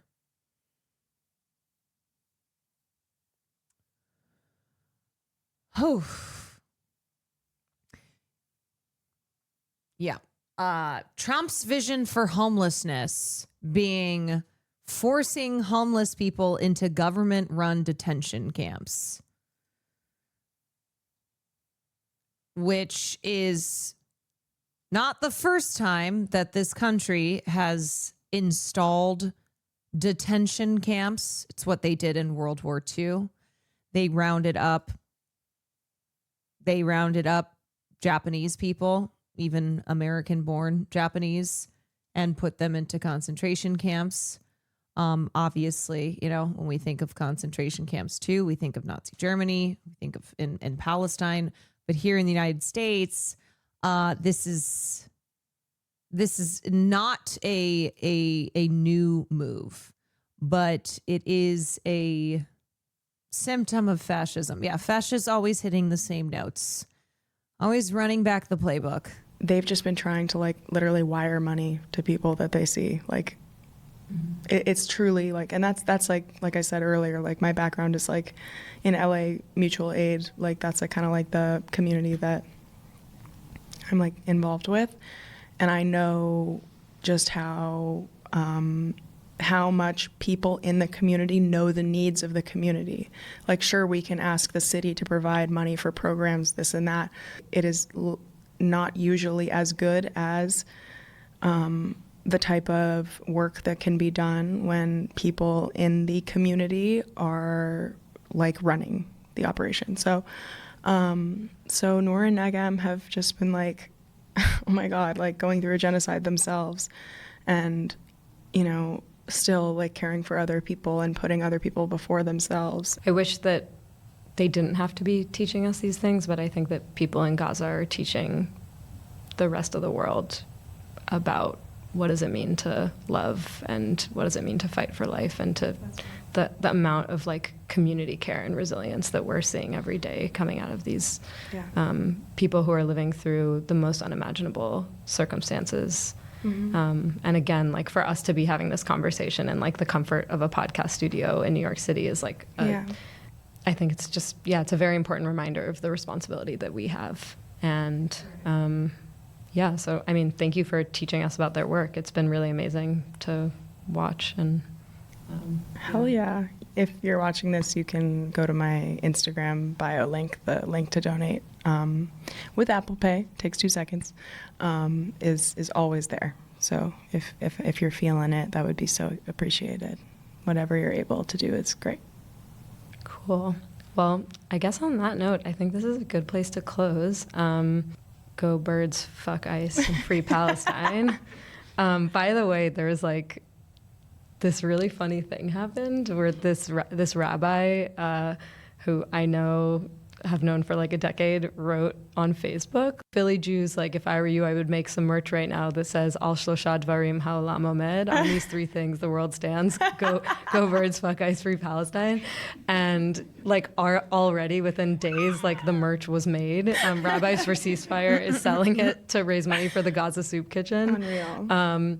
As part of the Jews for Food Aid fundraiser. But it was like I told my sister that, and she was like, wait, I don't like sorry, Tamar. But my sister was like, wait, what is that reference? And then I reminded her that this was like the song that we grew up singing like in our day school, like Al Shlosha Devarim. Anyways, and then all of a sudden, like I'm walking around the house and she's like singing the song all evening. Oh my God. Well, anyways, I think you are an icon. No, look, it goes free Palestine and fuck ICE, and then just politely with love, go Birds. Okay, I follow your leadership here, Hannah. So, all right. Well, I love you, Simone. I love you too. I'm so lucky to have you. Like, when we do Shabbat with Abby, and like, I feel like everyone's around us, and we have like such a clear connection to like the beautiful ritual and the community. Like, I'm so grateful for you. And I want people watching this or listening to this to understand that there is a good thing happening here. That's right. You can have a good Jewish life and say, go Birds, fuck ICE, and free Palestine. Let's go. Congrats on the Emmy, by the way. Thank you. But seriously, I do want to say, like, I'm proud of you and I'm inspired by you. And it has been really amazing to just watch, again, like you take the responsibility that you have, like with such seriousness, and to watch you like get stronger and clearer as you've continued to speak, and it's just really a model for so many people, and it's also really fun to watch. Thank you for making the time to do this, thank you, and Simone. thank you for being you, and see you out there. Totally. Yeah, and I think that part at the end where they were like, it's so wonderful to be in community with each other. And that's what I was trying to describe, where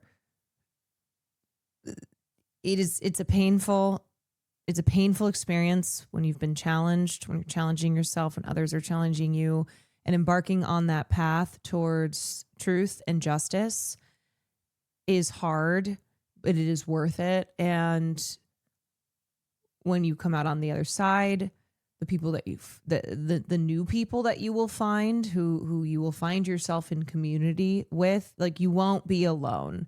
And I think it's this feeling of, I think it can be a feeling of isolation and loneliness, because you may lose and no longer connect with the people you previously were in community with or thought you were. But there's always community for you. It'd be funny if Hannah was on Fear and. Will could talk to Hannah about football for a long time. You know what? That would be it. She would be great. She would be great on the podcast. And I obviously would appear yet again. I'd go on the podcast. Okay. Anyways, I just wanted to take a look at that conversation, and whoop-de-doo-de-doo. God, it's one of those nights where it feels late. It feels late, and I think it's because as we're getting closer to the end of the year and it's getting dark earlier, and I'm like, oh my God, it feels like 2 a.m. It's 10 o'clock here. It's 10 o'clock Pacific time. But that's something I've noticed the past week in particular, that I'm like, God, it gets the feeling of it being very late at night is hitting earlier because it's getting dark earlier.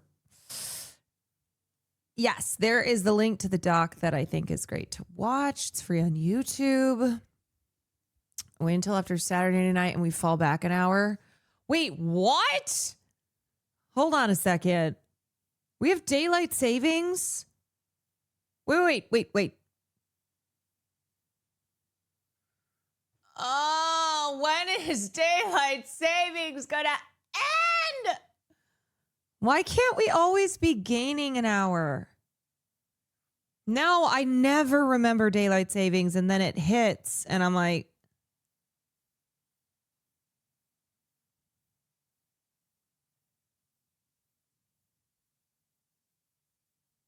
it's the worst time of the year. Wait, hold on. Wait. Fall back. So we do gain an hour. Okay. Oh my God. Okay. Wait. Okay. Yeah. Okay. So it's good. This is something that I will always struggle with. Spring forward. So you spring forward an hour. So that sucks, because then it's later than it was. Fall back. So you get that hour. You scared me for a second. I thought I was losing an hour. Okay, wait, when does it happen? It's Saturday night. Are we stupid? I'm stupid. Daylight savings. Okay, so the time change happens Sunday, November 2nd at 2 a.m. Clocks will fall back 1 hour to standard time. No, Caroline, literally no one besides my mom ever knows. So the clocks will fall back 1 hour to standard time. Okay. So we get an extra hour at least. But it gets dark, right? But it gets dark at 4 p.m. That's the thing. Because we fall back an hour, it gets dark even earlier. We get light in the morning, so night people don't like it. Yeah. You know what? I guess I'm just going to have to be forced to be a morning person. I don't know. I gotta be so for real. It is tough being a night streamer. I know. I won't. It's tough being a night streamer because it feels really late. It's dark. It feels late, but every time I'm like, I'm going to do a morning stream. Then I go to bed really late and I can't get up early to do a morning stream. So it's hard trying to do both morning and night streams. I probably just need to start a little bit earlier. That's hard too. I'm pretty much around 6 p.m. Either like 6 p.m. on the dot or like 5 to 10 minutes before or after.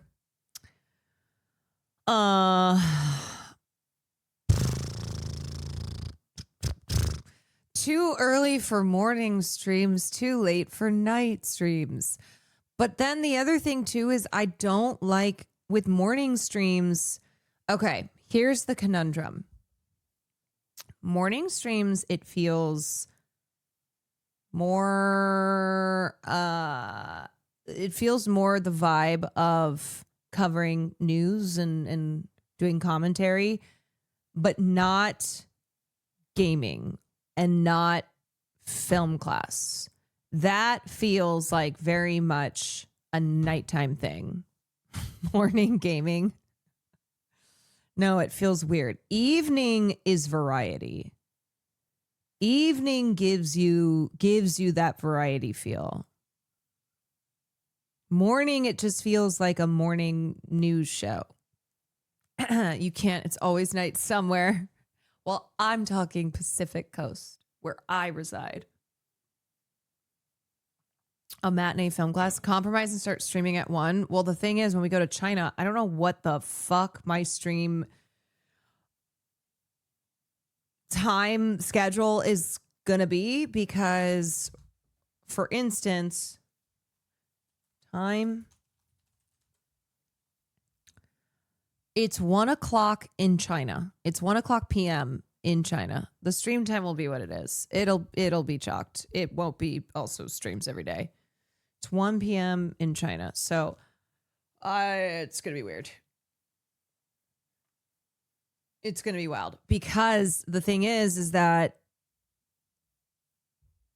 we'll probably do group streams, afternoon and evenings, which means it's gonna be late in the States. But at least it'll be nice for, say, EU chatters, EU viewers. It's 1 p.m. for me right now. Oh, that's why you're always here late night, because it's not late night for you. You're going to have a normal sleep schedule in China, no jet lag. Yeah. Oh, boy. Oh, boy. Did Will sort out his passport? We got the passport sorted out. We're working on the visa. So I'm not... I'm trying to, yet again, neither confirm nor deny anything. But passport has been sorted. Now we're still sorting visas and flights. You have some competition? Hinako's actress? このさ、これがさ、ほんと震えるのが本当に嫌なんだよね、私。ビビっちゃう。もうほんとやだ。Wait, did Hinako's actress stream this live?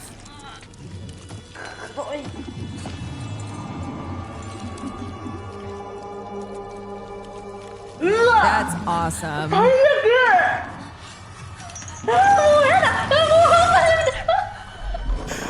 I love how terrified she is at the game that she's a voice actress in. She got crazy views for her first stream. Oh, I'm sure. Wait, that's so cool. She's more scared than the character is. That's awesome, though. Yes, I know you don't have to watch the game to voice it, but I still think it's funny how scared she is when she is Hinako in Silent Hill F.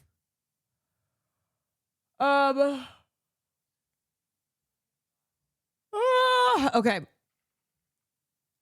Alrighty. Okay, gang.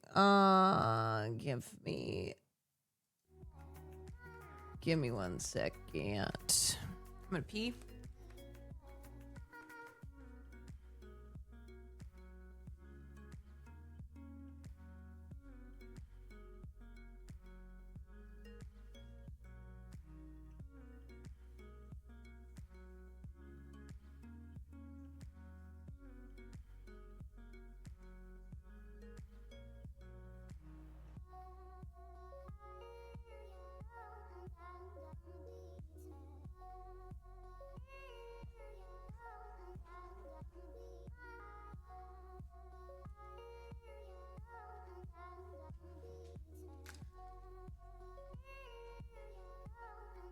Okay.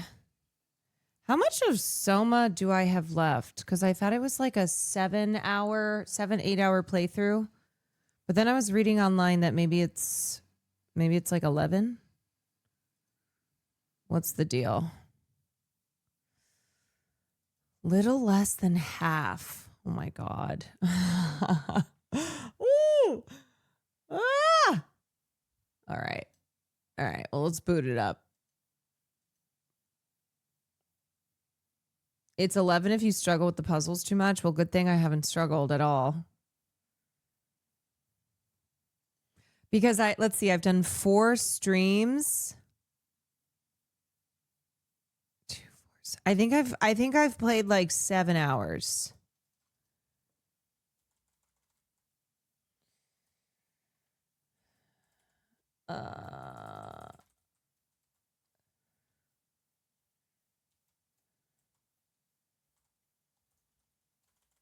Okay.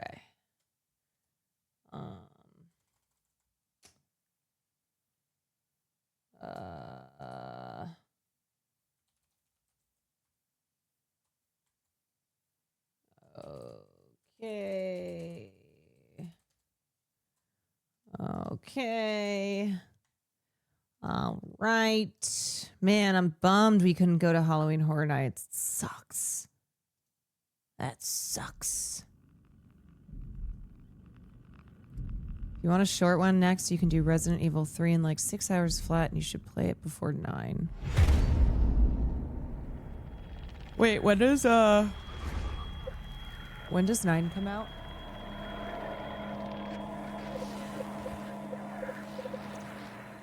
February. Right. Okie dokie, folkies. Okie dokie, folkies. It's variety. She's giving variety.